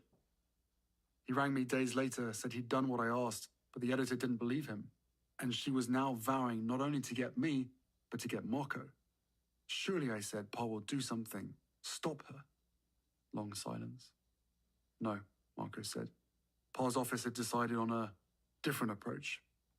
Rather than telling the editor to call off the dogs, the palace was opting to play ball with her. They were going full Neville Chamberlain. Did Marco tell me why? Or did I learn only later that the guiding force behind this putrid strategy was the same spin doctor Pa and Camilla had recently hired, the same spin doctor who'd leaked the details of our private summits with Camilla? This spin doctor, Marco said, had decided that the best approach in this case would be to spin me, right under the bus. In one swoop, this would appease the editor and also bolster the sagging reputation of Pa. Amid all this unpleasantness, all this extortion and gamesmanship, the spin doctor had discovered one silver lining, one shiny consolation prize for Pa. No more the unfaithful husband, Pa would now be presented to the world as the harried single dad, coping with a drug-addled child. Again, is it heart-wrenching? And it's very hard to look at now the name the media is calling this woman and hear this story, how Harry is describing himself and not accepting the argument, which is printing from, what both of you have, sort of read. And I really would love, before I getting into the second, thing, I would love for you to read it again, because it's I'm not here to, sort of bash this woman or disparage that woman or say, but I need to have an understanding because it's all sometimes feel too much. You're hearing all these things and you try to put them in proper context, and now to have the media themselves now come and said, this is who she is. This is the name that they're giving her. Then now you're starting putting the puzzle, the pieces together. So please, Charles, read the definitions again and everything that comes with that word. Sure. So again, we'll just go strictly through wicked. So the first is morally bad. No, actually, morally very bad. Evil. Got to keep it light. The second is fierce or vicious, or to be disposed to or marked by mischief, or roguish. Disgustingly unpleasant or vile. And then likely or causing harm, distress, or trouble. How could you listen to what Harry just saying and not actually sort of see how the meaning of that word is all match? So let's get into the second clip. I know this feels like almost like an investigation because that's what happened when you watch too many 48 hours and you watch CSI and Law and Order. All of a sudden you think that you're an investigator. Not. So, but at least I am trying to understand and put the pieces together on what me, because I do have a very, critical mind and I'm a critical thinker. So I want to make sense of it because, something that brings you pain and that hurt you when you hear it. But you're like, it cannot be that bad. It cannot be. But now it is. It's not just what Harry said because we believe him, but now it is coming from the media itself, which we know based on everything that's been reported that they are in bed with. By the way, just as an aside on that, the media thing, when we're talking, yes, when preparing, when getting ready for service, that term "wicked stepmother," when Harry's book first came out, there was actually from the Independent, who has got mixed in terms of how they cover things, actually had a piece that said how disgraceful it was for Harry to describe Camilla as a wicked stepmother. And now are saying, and now the media, Channel 4 is saying that. Yes. So let's go back to again the second, and then tied in, what you just tell us, Charles. Go ahead again. There were several reasons for my nerves, but the main one was a brewing scandal. Just before the Jubilee, I'd been summoned by one of the courtiers to his little office, and without much build-up, he'd asked, "Harry, are you doing cocaine?" Shades of my lunch with Marco. What? How could? No. Well, could there be a photo out there?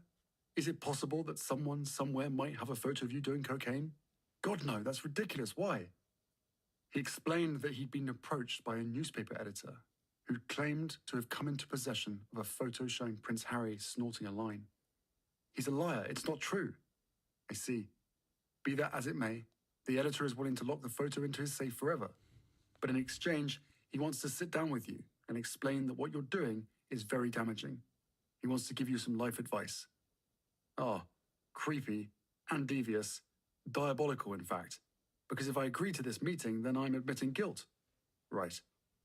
I told myself, after Rehab of Cooks, they all want to go at me. She'd scored a direct hit, but now her competitors are lining up to be next. When will it end? I reassured myself that the editor had nothing, that he was just fishing. He must have heard a rumor and he was tracking it down. Stay the course, I told myself. And then I told the courtier to call the journalist bluff, vigorously refute the claim, turn down the deal. Above all, reject the proffered meeting. I'm not going to submit to blackmail. The courtier nodded. Done. Of course, I had been doing cocaine around this time. At someone's country house, during a shooting weekend. I'd been offered a line, and I'd done a few more since. It wasn't much fun, and it didn't make me particularly happy, as it seemed to make everyone around me, but it did make me feel different. And that was the main goal. feel different.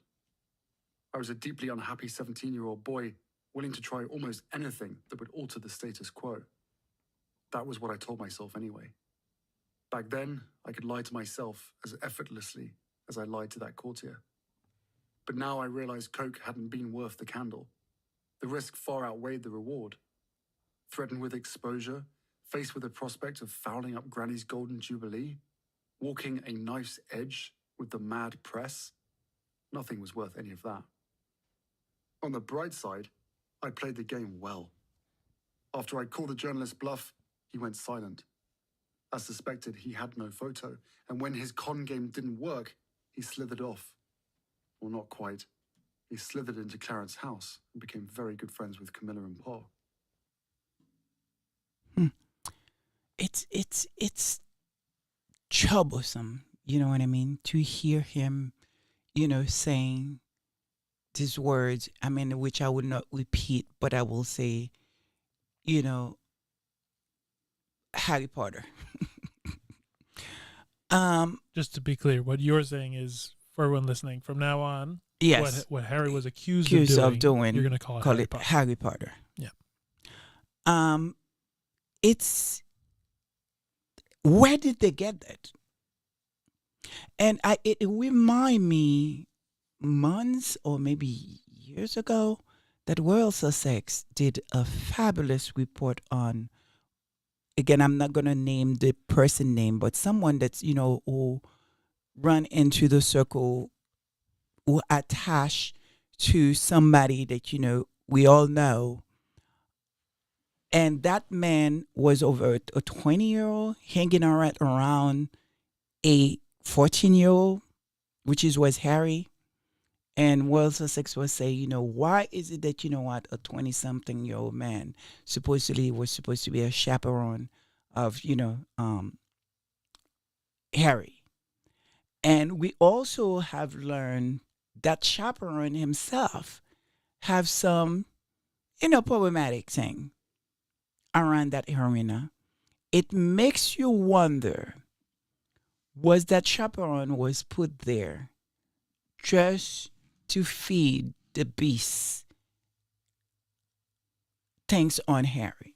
I'm speculating, and allegedly, I don't know. All those things are alleged. I'm just going through what Harry said and what the media says and everything. But it makes you wonder. But again, why? Why going at that kids who are just a kid as bad as they did? I don't see how that reform her career, how that reforming her or making her be more than what she is. Was it all to somehow get at Diana? It's almost like as though her death was not enough. Now I have to destroy her kids. But even furthermore, and to get into, maybe I'm going this time my head, but I think we need to see what everyone has been saying, and when it comes to Meredith, which I think did like a, 4-part of, things about that before we get in and speak about, what's his name, Harry's brother? William, yeah. William. Because it is important, because around that time, I'm assuming that he was also part of Club H. And so they had those very similar friends. Why was there never anything? And if there was, is it what she has on him? And who knows what else? So let's listen to Meredith and see how Meredith described it, because, she's very well sort of, in the know when it comes to things like that, because I think she was a journalist herself, or I don't know that to be true. I think she says she has a comms background. Yes, she does. So let's see how she described it. inbox has been blowing up with people asking me to talk about the new Channel 4 documentary. It's on Camilla. It's called The Wicked Stepmother. I take a little issue with this description, which I will get into in these series of videos, because I unfortunately know way too much about Camilla's rise to maybe not national love, but certainly love from the media. Hi, my name is Meredith Constant. I am a media and culture critic, mostly focusing on the British media's relationship to the British royal family. I have not watched this documentary yet, so it's not going to be an analysis of the documentary. From what I've seen, opinions are mixed. The Guardian didn't look too kindly on this one. And I've also seen a lot of people saying, it proves everything Harry was saying, which, yeah, we've gotten a lot of that actually recently. Between Omid Scobie's book Endgame and what Anna Pasternak revealed in her conversation with me, we know how the firm works. And the reason this toxic relationship isn't covered by large swaths of the British media, particularly the royal rota, is because they are complicit in it. They are part of this relationship. They benefit from it.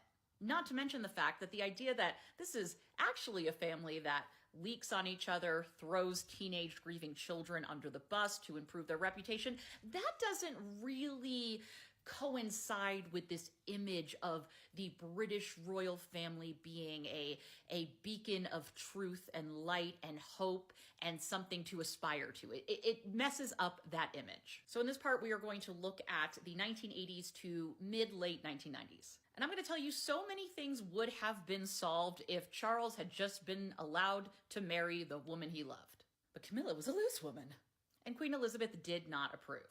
And a pretty teenager is going to be easier to manipulate, so the British royal family thought. And where would the media and the monarchy be if they could not wield Diana's memory to their liking, forgetting the part that she left this she left it. She had problems with it, and problems with her husband, because the early mid-90s became all about their personal life, and Camilla and Andrew, who also separated around the same time as Charles and Diana. There was, of course, the infamous Panorama interview with Diana where she said there was always 3 of us in the marriage, and then Charles did an interview too that was like, yep, I was cheating. People didn't love that. After Charles and Diana separate, Charles is like, I'm ready to take Camilla primetime. Media coverage is not positive. Many people have been relentlessly targeted by the British media, and that includes Camilla. The way the media in general treats women is abhorrent. Although I will say in this case, they were pretty hard on Charles as well. Here's another article, Charles, Balmoral, no-go as Prince plans invite for Camilla. The family was really not okay with Charles sticking to his guns and saying, the second time I'm doing this for love. And then Princess Diana tragically dies in a car accident on August 31st, 1997, after pursuit by paparazzi who were taking photos to sell to the British media for them to publish. And Charles's popularity and the chance that the public will accept Camilla as his wife sinks even lower. Stick around for part 2, where we get into a little private secretary named Mark Boland, one of his close friends, and the story that he spun, which we've known about since 2003 because he told us. Be sure to follow, like, comment, share, and stay tuned for more. Yes, I think we're going to continue to each clip just to make the point, because it's I think the second clip is very similar, to Harry had alluding to. So let's getting right into the second clip.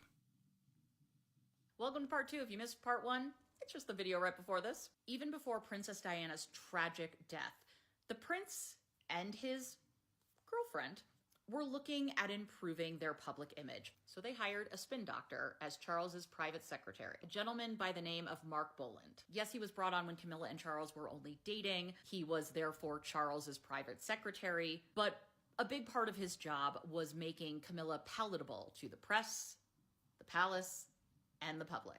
Operation Parker Bowles. You want to hear the craziest thing about this man? Before he was first appointed the assistant private secretary to Prince Charles, he was the director of the PCC from 1992 to 1996.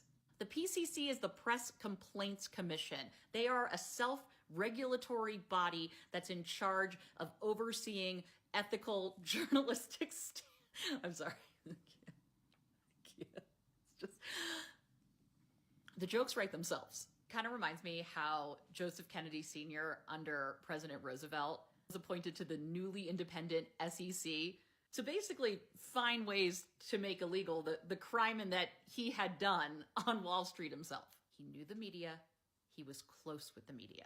And he came to work for the Prince of Wales and his girlfriend. Big thing I've seen people take away from this documentary is the fact that Mark Boland effectively spun a fake story about Harry going to rehab with his father to appease then News of the World editor Rebecca Wade, now Brooks, who was going to run with the story anyway. So Boland figured, why not get something for Charles out of this? And we're going to promote Charles as a good, caring, grieving father to help his reputation. But he cares about these kids. You know all of this from Prince Harry's book Spare. He writes about how the timeline and everything that is presented to him does not make sense. And he realizes chillingly that nobody is going to stop this. Boland admitted to spinning it in a 2003 piece with The Guardian. Here's another fun fact. Boland and his partner Guy Black were friends of Rebecca Wade and Ross Kemp, her first husband. A whole series on Rebecca Brooks. I also did some videos recently on her. She was the former editor of The Sun and also the now defunct News of the World. That's under Murdoch. And he considers her like another daughter. She's one of the Harry Potter Horcruxes. Prince Harry Drugs of Shame piece came out in January 2002. What Mark Boland basically says is, what were we going to do? We, quote, made the best of it. The best of it involved spinning a story and a timeline in such a way that it made it appear like Prince Charles was so concerned for his youngest son that he took him to rehab. Harry had visited Featherstone Lodge midsummer of 2021, but it wasn't to scare him straight, it was a royal engagement. But the evidence that News of the World had of Harry's mishaps happened nearer to September.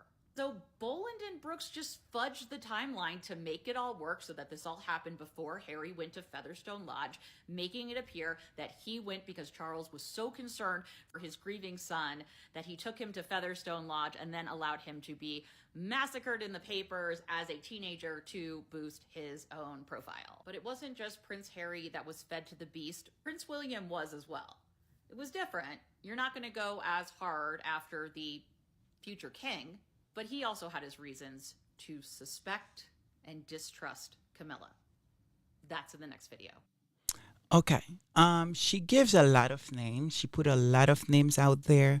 And obviously, in Spare, Harry didn't mention those names that she just mentioned. So I will say allege, because I don't know. I sort of obviously that is her take onto a lot of the stuff that, she herself reporting.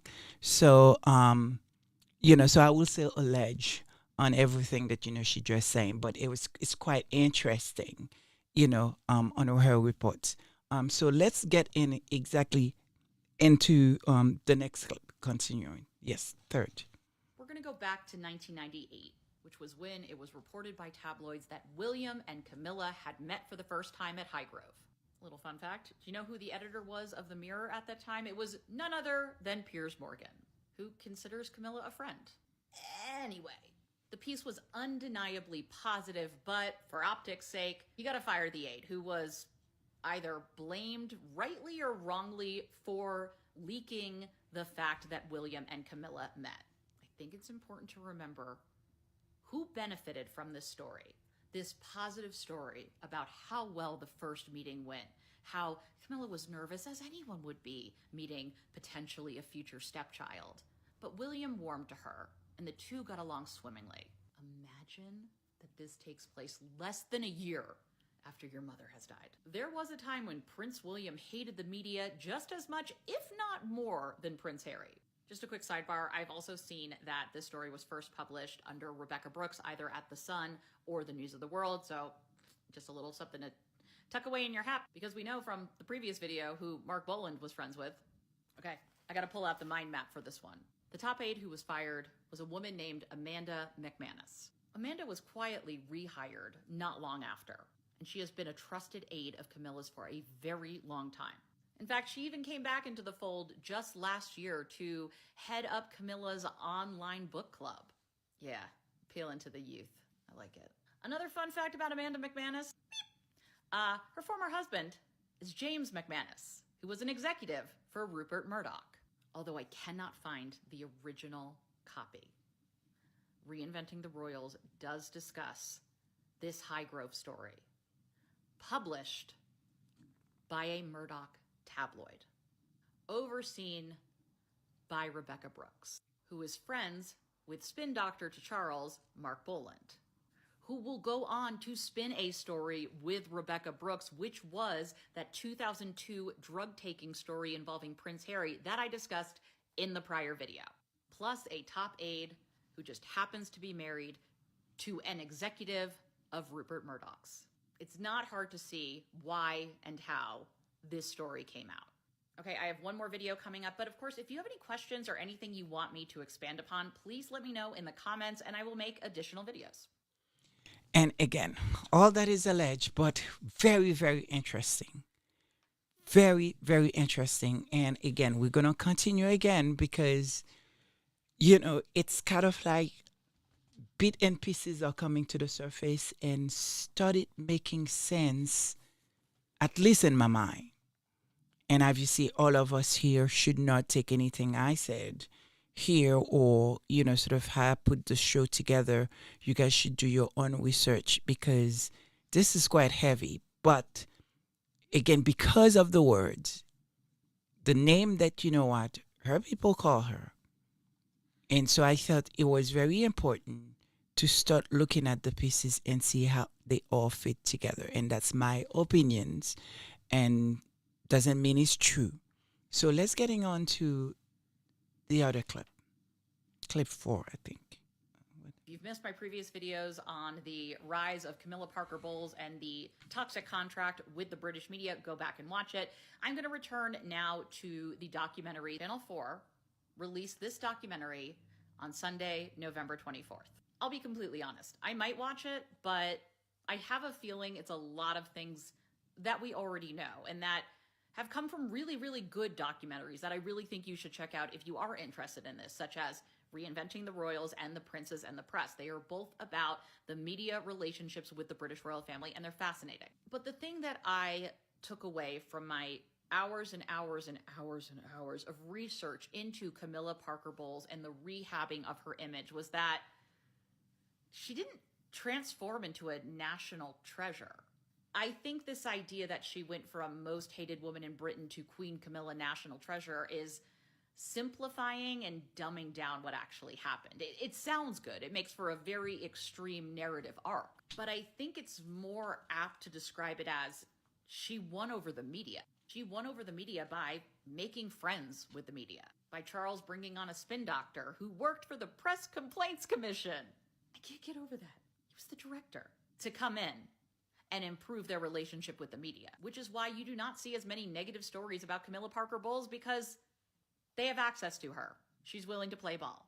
And it doesn't appear that Charles or Camilla's communication strategy has really changed much since the 90s because this worked. They're still leaking.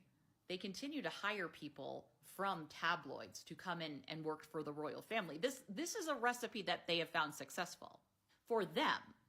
I don't think it's successful long term. Perhaps most concerning is the way that it looks like the Waleses are going to continue this trend. Not only that, Kate and William are going to double down. We've seen many examples of this, that not only are they not going to be transparent, they're going to make the lives miserable of anyone in media who dares question what they do. They may not explain, but they will complain through their lawyers. Well, all of these media tactics that happen to help bring about Queen Camilla are disgusting. How do we use this history? How do we learn from this history so that does not repeat itself? Because right now, it's repeating itself. That's what's scary. William is in many ways borrowing from a similar playbook, but he's taking it to an extreme. And that is why I maintain, it is my unpopular opinion, that the idea of King William is not going to live up to the reality. Anyway, thanks for watching this series. Check out my other videos, follow, and if you have any questions or comments that you want me to talk about more, just drop them here. Yes, and as I said, the whole thing, it's heavy, it's alleged, but you have to look at everything, her analysis, what she is saying, and what we know to be true, what we have heard, and how we all put all those pieces together. And again, it will be very interesting to see what the co-stars are saying, because I will be playing a clip from, Harry at the summit, the New York Times, that for me, again, maybe that's what resonates the way it was described. But before I play that clip, it will be very interesting and see what the co-hosts have been saying online. And as Charles looks for some things from the co-host, one thing I will add is that from what Meredith said that is interesting just generally to think about when it comes to analysis of media narratives and coverage is the point she brought up about just the story arc of going from how Camilla was viewed in the 80s to how she is viewed today. And there's sort of being a nice, from like a storytelling perspective of going from like being at the very bottom of how you're viewed nationally on the national stage to the very top, to becoming the most hated to a beloved treasure. Like that's a really interesting as a plot sort of element. And that's a reminder to a lot of what you've brought up throughout this service, Lady Sussex, in the words that we've analyzed when it comes to just understanding the media, understanding communications, understanding how history is portrayed, is just that how powerful stories are. That's and right. how much there's potentially there is that difference between the objective reality of what's happened versus how it's communicated. And that Meredith's, even just that point alone of like the draw to reflecting narratives in a way that make for compelling stories rather than compelling truths is just always an interesting thing to keep in mind. I think, I could even get my mind to where obviously she wanted the press to be on her side. She wanted it to be able to not be vilifying and everything that goes on when it comes to the media and stuff like that. But why did that have to be done at the expense of, sort of Harry and Williams, knowingly that, again, we just hear the whole thing started a year after the mother passed away. And if you were going to bring them onto your side, I mean, you would imagine that, you would be the best stepmom and almost becoming a mother to this, because they were very young. But not only, in my opinion, I feel like she fell on that job. It's almost feel cruel for what Harry had to go through, and God knows what William may have to go through, because we don't know that I would never be reported on. But if you're just taking everything Harry have been saying and saying, there's no other way to look at it but cruel. Because this is a woman that, who have her own children. And she managed to really protect them, and kudos to her. I think that's exactly what she's supposed to do. But it seems like it's at the expensive, or what is that kind of like, again, she had it on for Diana. Because really right now I am looking at them telling us to call her queen. So it's almost, and we know prior that they say Queen Elizabeth did not accept. There was a lot of problem issue. But is it her event presenting herself the way she's presenting herself? It's also a diss to, the late queen. I want to be positive. I don't want to be negative. I don't have anything against this woman. And of course, when we talk about media, we're talking about the royal rotors. And I think we need to listen to Harry, because I think he described it really well in the host from the New York Times. Let's play that clip, because just so people know, we're not talking about, overall the media. We are speaking specifically the royal rotors. So let's play Harry in so he can describe it. It's quite a bizarre upbringing to have what is known as a royal rotor, covering your every moves. People that were given special access to your work that would also write complete nonsense about you during the rest of your life, and having to basically dance for them quite literally on engagements and work. So when I talk about lawbreakers, it's very, very specific to a group of British newspapers rather than any form of broadcast media. I mean, I was looking even as we were in the race coming up to this day.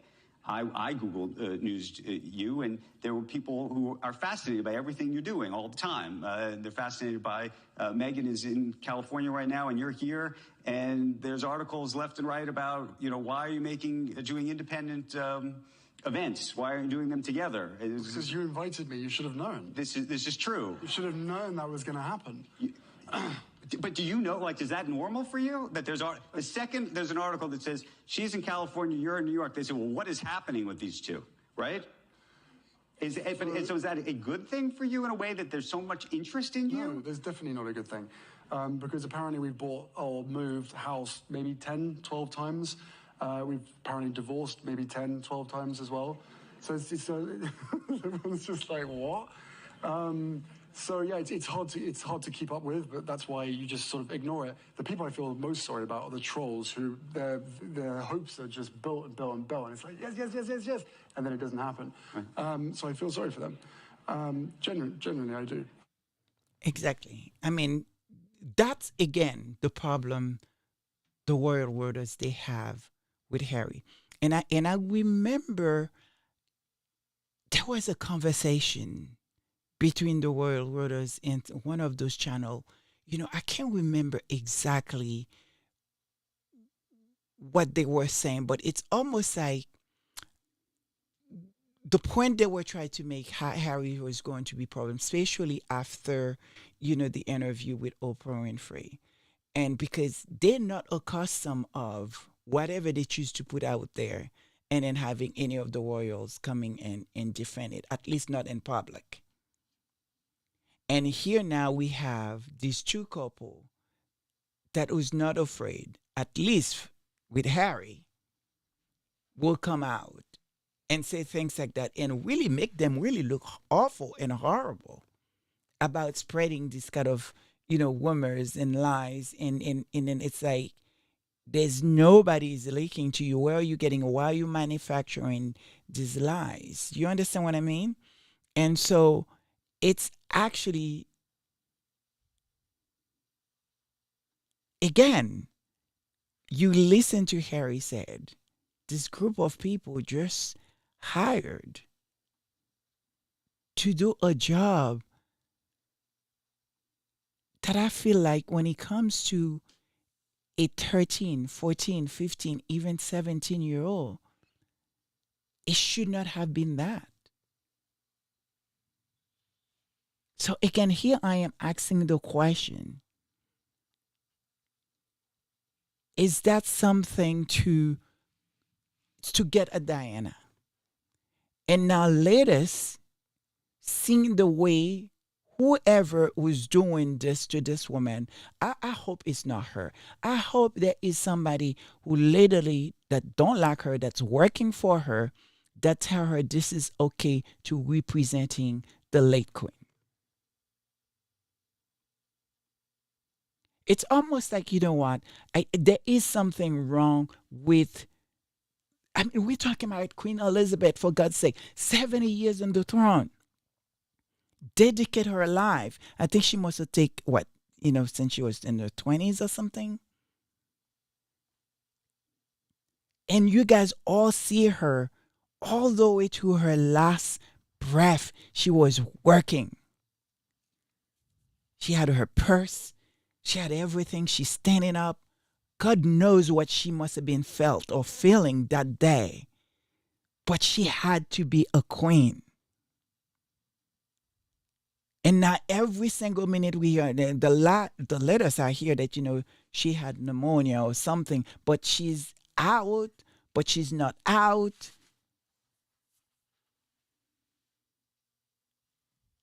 How could that be? Okay, why is that no one It's actually having a conversation.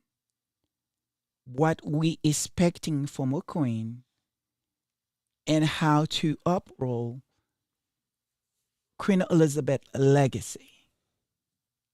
Well, this is something I even asked you earlier, Lady Sussex, is that idea of, well, Charles is the king, so is she still the same? Is it her to be upholding Queen Elizabeth's legacy, who was actually the queen?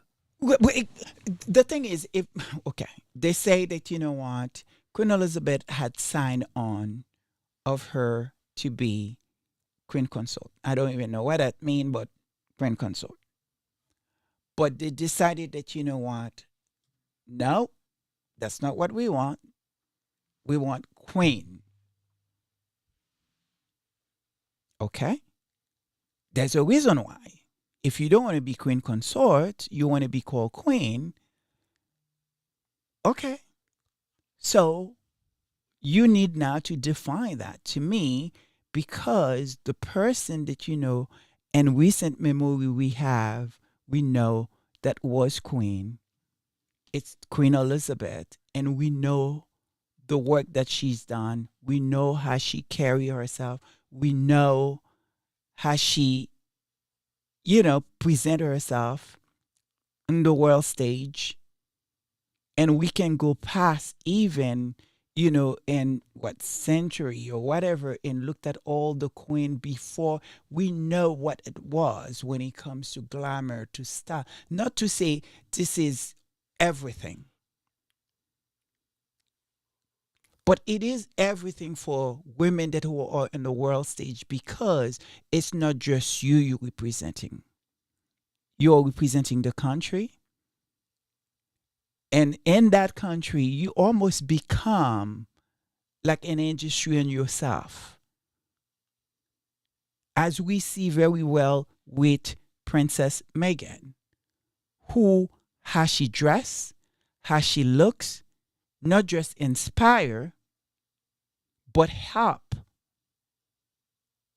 the industry that we call fashion and more. The type of charities that you support, that is a part of the job. And I'm still trying to figure out what charity this woman belonged to or doing. And one of them, it was almost like, sort of, again, somebody is making a joke here. She belongs to the Moo Moo's charity. Well, this is really upsetting. And I probably would not have as much of a problem with it if they did not go after Meghan the way they did, that were a piece of art, sort of art. And then we're talking about Queen Elizabeth, and you looked at them wearing exactly the very same thing. Go back to that image if you have it. And literally no one absolutely say nothing. This woman's supposed to be representing. Like, I feel like somebody is playing a joke, either on her or on us.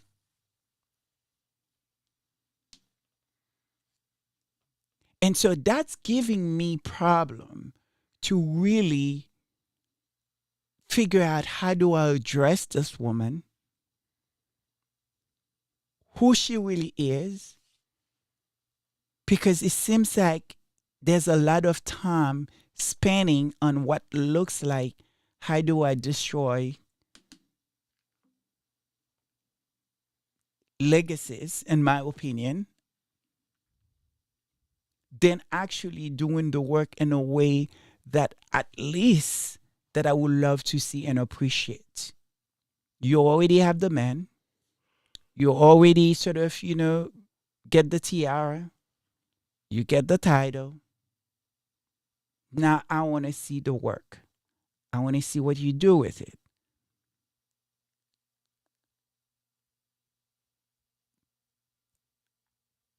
And so this is a question that I have. I have that question, and I hope they answer. I hope we come to know what was this all about? Because it just does not make any sense to me, especially when you have the royal rotors going at Meghan all the time, every inch from, what she look, how she comes out, if her hair this,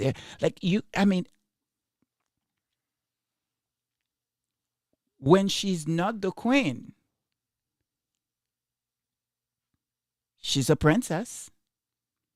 And the vow to carry, and uphold the queen legacy in the best possible way, and they have not made a faux pas. But we should look at to those working royals and ask the question, if Queen Elizabeth, who worked entire of her life, even all the way to the end, 2 days before her death, get out of bed, get dressed, put the makeup in, have her hair was impeccable. I don't know who got up out of bed and everything been sick, and 2 days you die in bed and look the way she did. She looked incredible. And for this woman, right after becoming queen, that woman over there, presenting herself as queen, dare to wear the very similar gown that Queen Elizabeth had to wear, and it was not fitting her. She had something that appeared to be, I don't know, a house dress or dust dresses.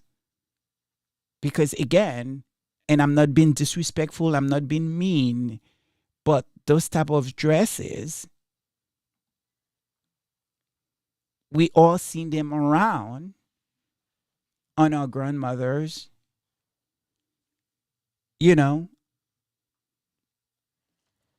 That's the dress that they wear. Just to be clear, you don't have a problem with the dress. The dress in and of itself is fine. It's fine. I think it's just a question of who actually has it and where she's actually wearing it. Where's she wearing it? Because at the end of the day, she represents something. That's right. And the way in which she is portraying herself is not what's actually should be, and is not how it should be represented. Because women like herself, especially if you're queen, I'm assuming, I don't know that to be fact, unless that they give her absolutely no budget and she doesn't have nobody's working for her, who this person should be locked up and be in jail. I will even giving her a pass that she's not responsible to look like that. But the person that was dressing her up, the person that who said, we want you to go out there and representing us, that person should lose their job. Yep. There is fundamentally something that is wrong with this picture. This is England, for God's sake. Well, there is so many people, who spend their life try to either uphold or try to get closer to this idea of glamour of being royals and being around royals, anything royals. And I can understand in some ways why, when you had who was, Queen Elizabeth. And so if it was 20 years or 10 years after she's gone, maybe I probably would have, if the media didn't make so much, sort of whatever it is that they made of, of Meghan, who is out there selling clothes, doing it. Is anything this woman, won't ever, do we know? Maybe she is. Maybe she, do we even know,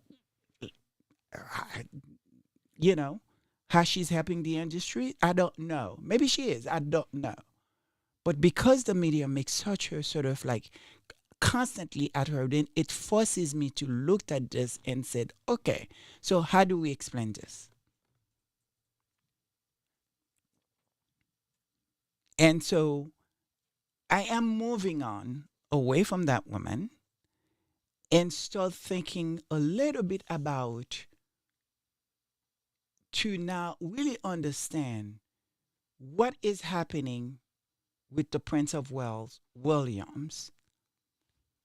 Because again, this is where it's not making sense to me.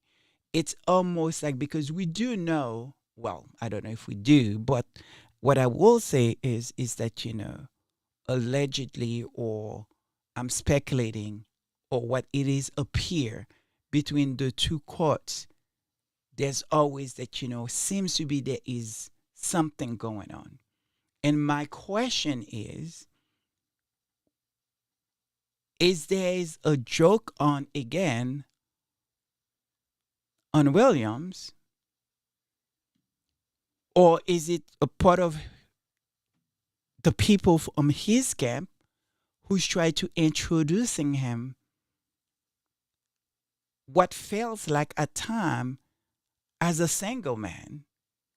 Because I don't understand, how do you describe, talking to you about the fact that, this man is a, what is it? What? What are you calling?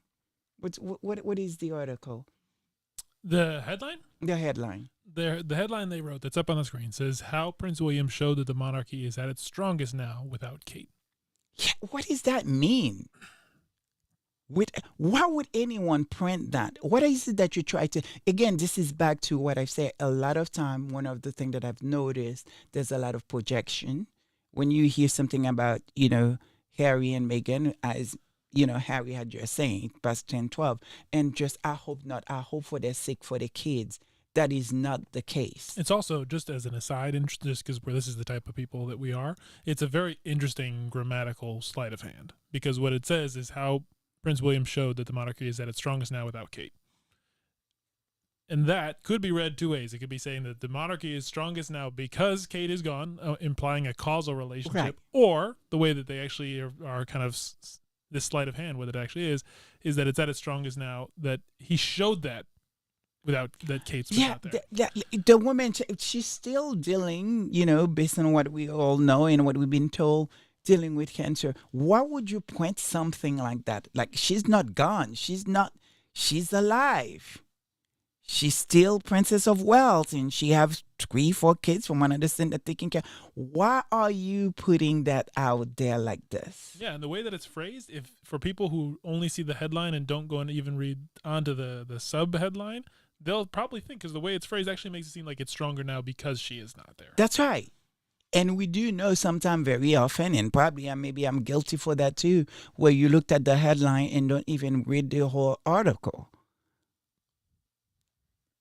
So it's why putting that kind of fallacious type of things out there.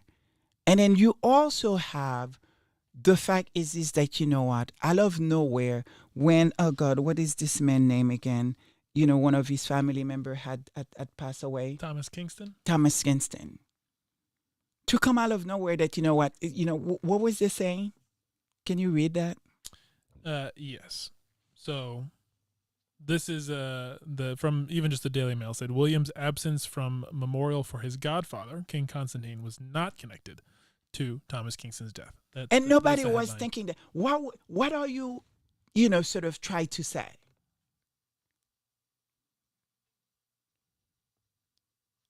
What is it? You looked at those two headlines, Thomas Kingston, and you also looked at the previous one that, we just say, stronger without Kate. And to the latest now, there is this guy, whoever he is, was working for, what does the article say? Can you read it? Well, that is that article. That's the headline for it. So that it's not connected to Thomas Kingston. No, the one that, there's this guy that was working, like, very recently that, oh, you probably didn't put it for me. But the point is that, there's this guy that was working for him, and out of nowhere is leaving. But there's no explanation why. But there's a lot of, in some way, speculation as though there was more than what it is. I don't know. What are they saying? Are they saying that, sort of, the Princess of Wales love his cashmere in the closets? I don't know. Because, you have to keep your cashmere in cedar closet. Because otherwise you have moth ball. moth will eat it. You know that, right? So I don't know what are the signal. And so to me, who is leaking these things? Who are saying these things? Can it be what we are seeing that is at play? Maybe it's a continuation to keep Williams understand who's in power. Because we also had the Rose story. We see how she was, sort of getting close to Rose. Seems to be mingling and everything. And so the question is it possible? Is it possible there is a controlling things happening here where this woman knows she needs to keep Williams where she need him for her own legacy and her children's legacy?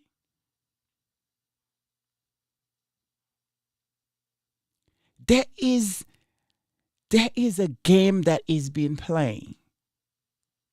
And we heard very often that Prince Williams deal with a lot of anger issue. That's what we reported. I don't know that to be true. I don't know that's the case. I don't know. It said for the last time when Harry saying that, sort of he threw him down a dog bowl. He threw him down a dog bowl? Yeah, like I guess they were. He knocked him down. Knocked him down or something, whatever the case is. I don't know. But where is that anger is coming from? I mean, they all wanted it to take Harry into rehab, but where is this coming from? One, who's putting these things out? Who is saying these things? Why are they being saying? And who's responsible? Because it's almost like I feel like, in my opinion, King Charles either numb or excusing a lot of this stuff. But what's standing up very clearly, based on all the report that's put out there, this woman been in control for a very long time. And no one dared to either question or ask why, or even go further than that to say, you're never going to be Queen Elizabeth. You're never going to be Lady Diana. But we need more and expect more of you because now you own the title of Queen. And so I think this is where I'm going to leave it, to be honest. Okay. Because I don't know if there's any more clip that I need to play. You have one more. There's one more. You have one more in terms of even just some of the other narratives about William right now. That's right. Being described, and specifically that how it ties to the relationship with Kate. That's right. So let's play that clip. It is time for the royal appointment. I have been under the weather, but I'm back with a royal appointment that's going to be multiple parts, which I did not expect given the topic. This is from the week of Thanksgiving, and royal appointment said, let's give Americans an extra side of dessert. Just kidding. Headline, no wonder the all-action army prince has piqued everyone's interest. Opening line, I don't wish to alarm you, ladies and gentlemen. Ooh, look at us kind of acknowledging gay people. Not trans people, though. Here's the surprising news that she brings. Decades after, girls adorned their walls all over the UK with posters of a fine Prince William. He's back and he's a heartthrob. And listen, I'm not here to shame. I also like a cinched waist, and if he is the kind of man that you are into, you go for it. But I call this the Adam Brodification of Prince William. Perhaps Adam Brody wasn't your typical mainstream heartthrob when he was on shows like Gilmore Girls and The OC. But Adam Brody now, he is Der Krasavitz. Apologies, my grandparents mostly taught me Yiddish curse words unintentionally. So yes, many millennial women are either revisiting their crush on Adam Brody as a teen and feeling very justified in that, or realizing that they overlooked this stud. Then you have Prince William, who was undoubtedly a very attractive teenager. I mean, there's a reason why he's included in the list of potential suitors that Princess Mia Thermopolis gets to go through while eating her typical Genovian popcorn. He's got pears. Not even in the running because he's going to be king of his own country, as her grandmother tells her. They just like looking at him, which kind of weird, but I get it. I don't know if Commander cosplay really makes up for what we have learned about William over the past decade or so. We've heard from multiple sources, including ones that cover him favorably, that he can be incandescent with rage and is prone to flying off the handle. Not to mention the way he has both bought favor and go after them with lawyers if they dare step out of line, which has also involved throwing his younger brother, his sister-in-law, under the bus, and the fact that he's been so decidedly cold to his younger brother. The proof of his royal heartthrobness, though, is the major papers in Britain.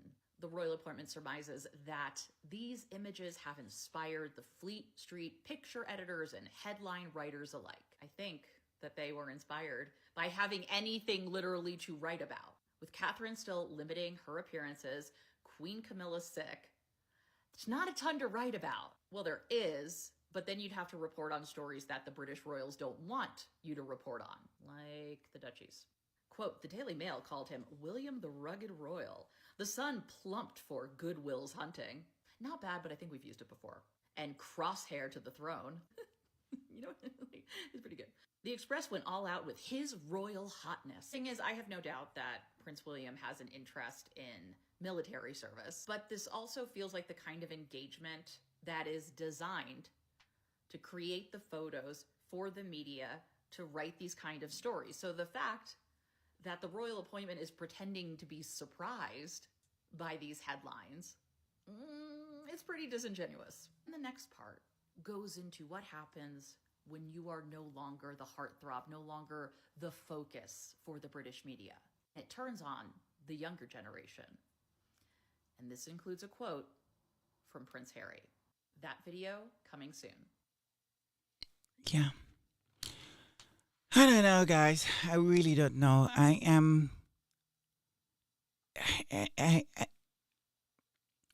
As I said again, I don't have absolutely anything against this woman.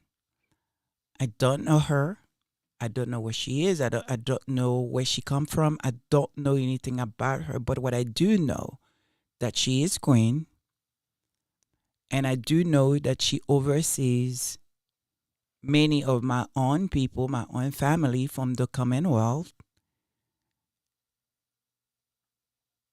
And I have absolutely nothing else to report on her but this type of things. And I'm trying to figure out, I'm trying to be very respectful. But the very people that, you know what, she's in bed with and talking to, or who's defending her, who's doing things, but also I feel like it's damaging her as well. And it's all feel like a big joke, because I remember there was one time that, you know, they said something to the effect about, you know, Meghan, as though that, you know, oh, you know, because either she's not from royal or she's not royal, like she doesn't know how we do it, or she doesn't, like something silly or stupid like that. But yet this woman, and we just heard very early on how she's defining her role as a princess. And I will dare say many other princesses, you know, are copying her looks. And I would even go as far as saying Princess of Wales copying her looks.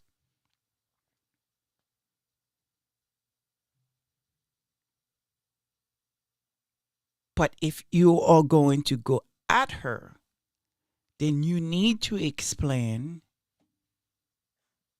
the person that, you know, really, in my opinion, you guys putting, you know, as equal footing with Charles,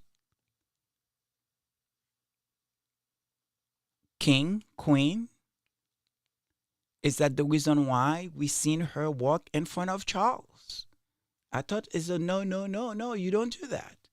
Many occasions, even they're removing our shoes. So we have to take them at their word. She is queen. She's one of the head of state. But is that the models moving forward? Which is would be fine if that's what they said. You know what I mean? And having an expose about that, say, wow, how she's changing things and everything, and she's making everything normal, and she doesn't have like what 10 hairdresser, and she doesn't have like makeup artist. She doesn't have like a couturier. She doesn't have a that's fine. Is that going to be the new fashion? That's fine. I'm okay with that.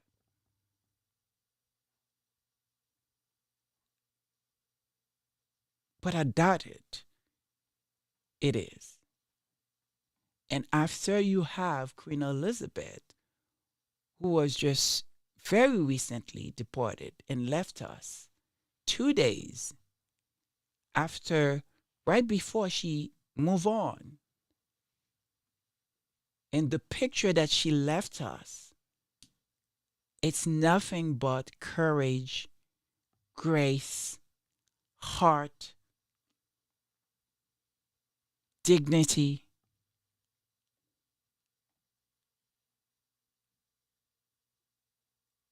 I mean, am I wrong?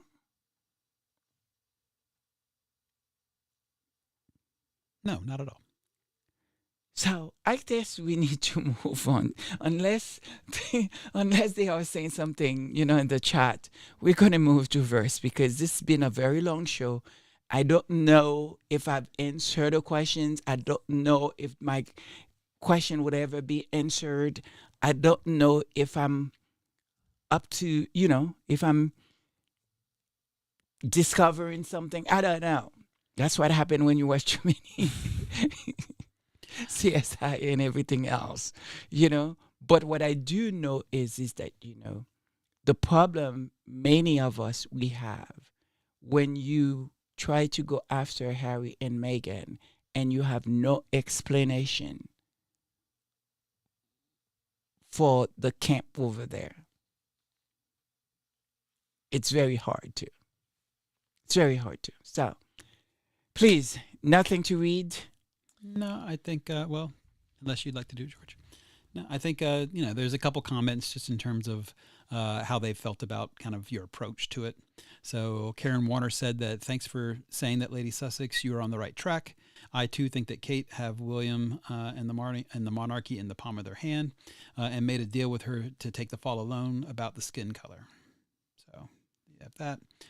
V. Thomas says, I would never take this slob of a woman as a queen. Thank God.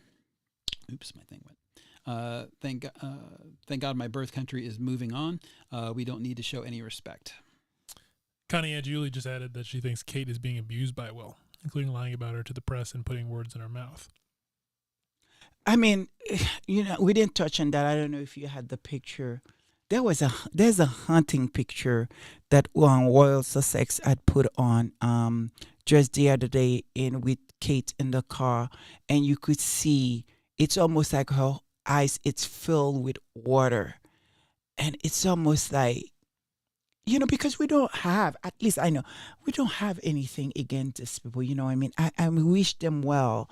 And my heart is really breaking, to be in that position.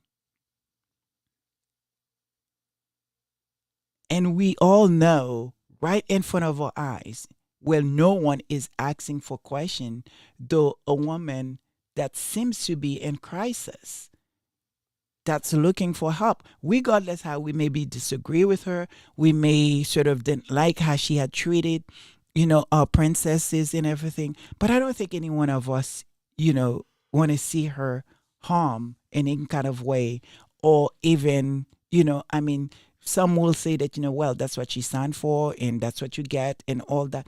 But for me, is that, it's still heartbreaking. And we only know what they choose to put out there because somebody have to get the blame. Somebody have to be blamed. And I'm not defending Kate, please. But what I'm just saying is that, what we are seeing right now in front of us, there's something is not right. Something is not right. And regardless, that's what she signed for. Regardless, this is, she's getting a taste of her own medicine. All that can be true. But I don't want to sort of, be happy or excited on someone who, in my opinion, feel like it's calling for help.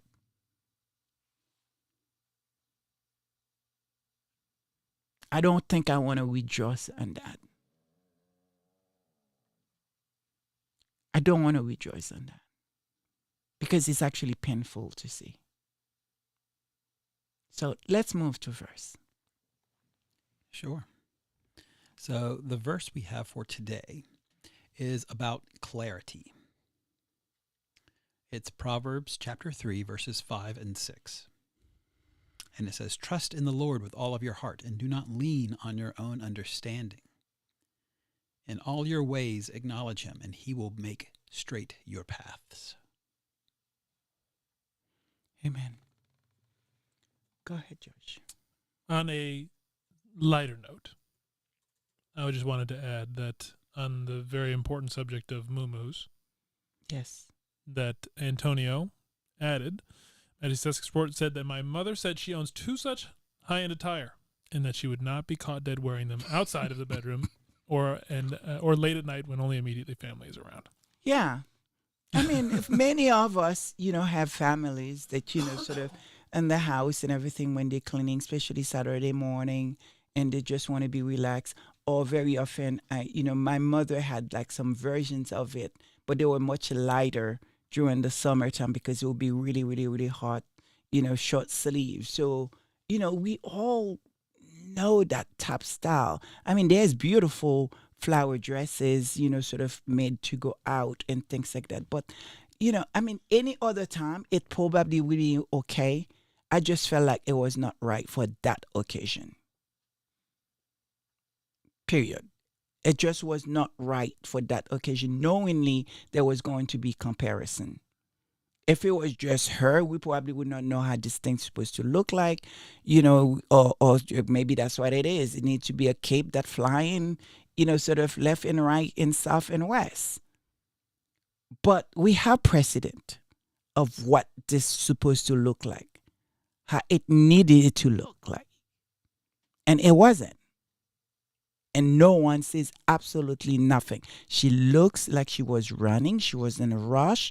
Like it seems like, she wake up and then they tell her that, what? Oh, madam, your, what is it? HRH. How do they call it? How do they say it? Mm. Well, HRH, but, His Royal Highness? Yes, Royal Highness. Do you realize that, today you got to go get up and, you needed to, you know what I mean? And then all of a sudden say, what? Okay. Just wash your face and like, okay, where's the dress? Where's the cape? Just throw it over that and get me that white heels and go. I'm being exaggerated, but that is how I looked at it. Yeah, maybe not exaggerated. Maybe. And if there was nothing to compare, then I would have said, well, that's what it is. But we do have something to compare.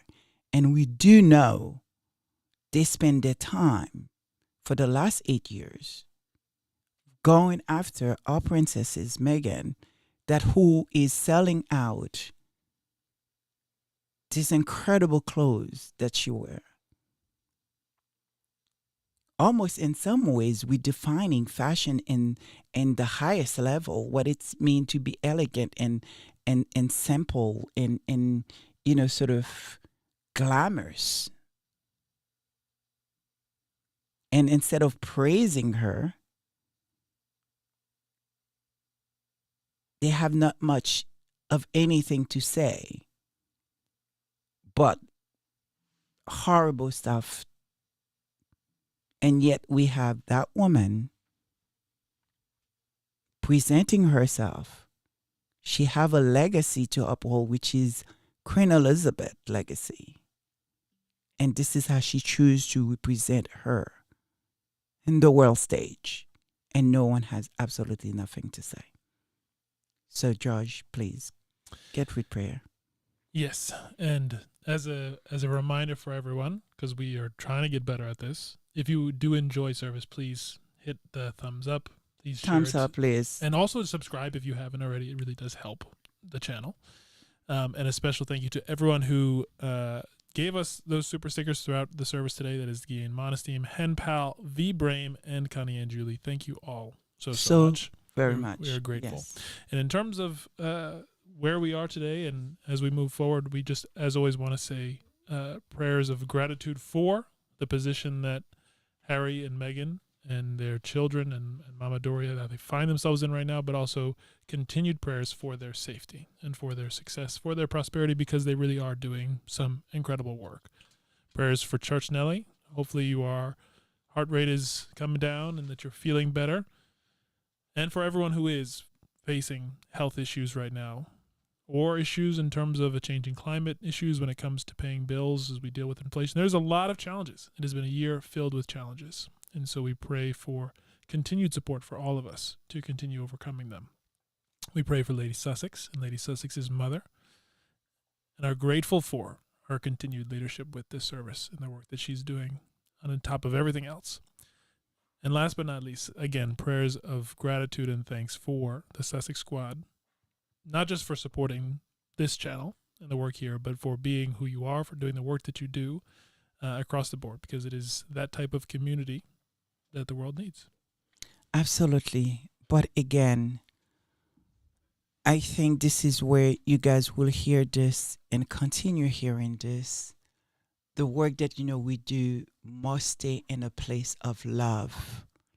And I know very often that, yes, some of us, we joke around and sometimes at the expenses of these people, but it's only coming from in a place because we don't understand. It's not coming from a place of, we have anything against of these people or a place of hatred. I actually have not seen that in the Sussex Squad. I don't see it. And certainly this channel, it's not about hating or sort of, on anyone. But we are here to ask questions. We are here to defending and fighting really what we felt like it's presenting to us in a form of hate against Harry and Meghan. And I pray that, God, you really sort of, bring some peace, some light into all of this. But I extend my prayer to what feels so difficult. A system that, where things like that have to be tolerated. We have to go against one another in order to survive. The fact that, each court of the royals feel like they have to do that back and forth at the expenses of one's mental health. And we watching and see what is happening to, Prince of Wales now, Williams. We don't know what is happening, but we know there is something, it just doesn't feel right.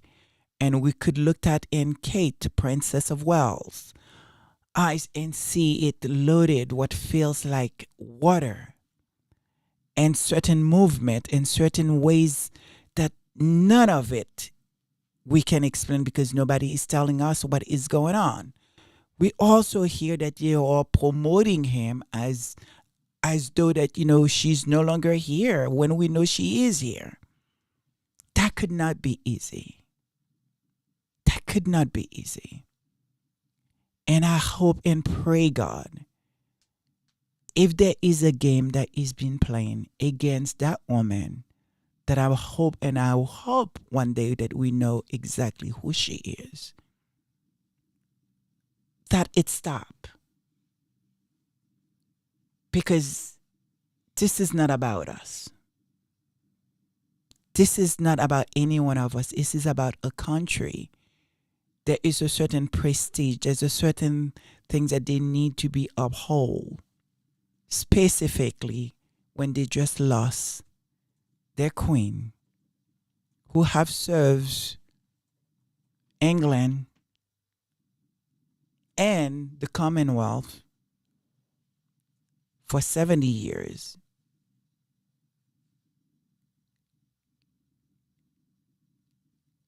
And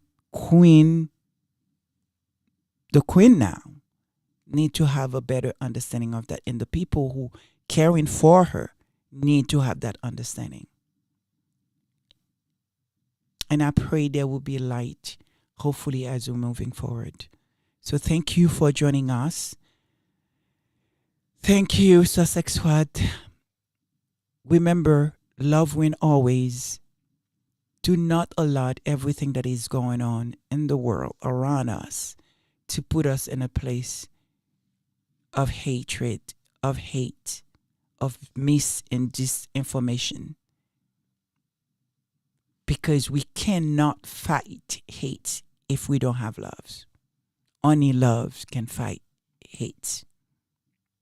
So, have a good day, good Sunday. May God bless you all. God willing, we'll be together again next Sunday. Remember to do your research. Don't take anything we say here at face value. I'm here to amuse you guys the best way I know how.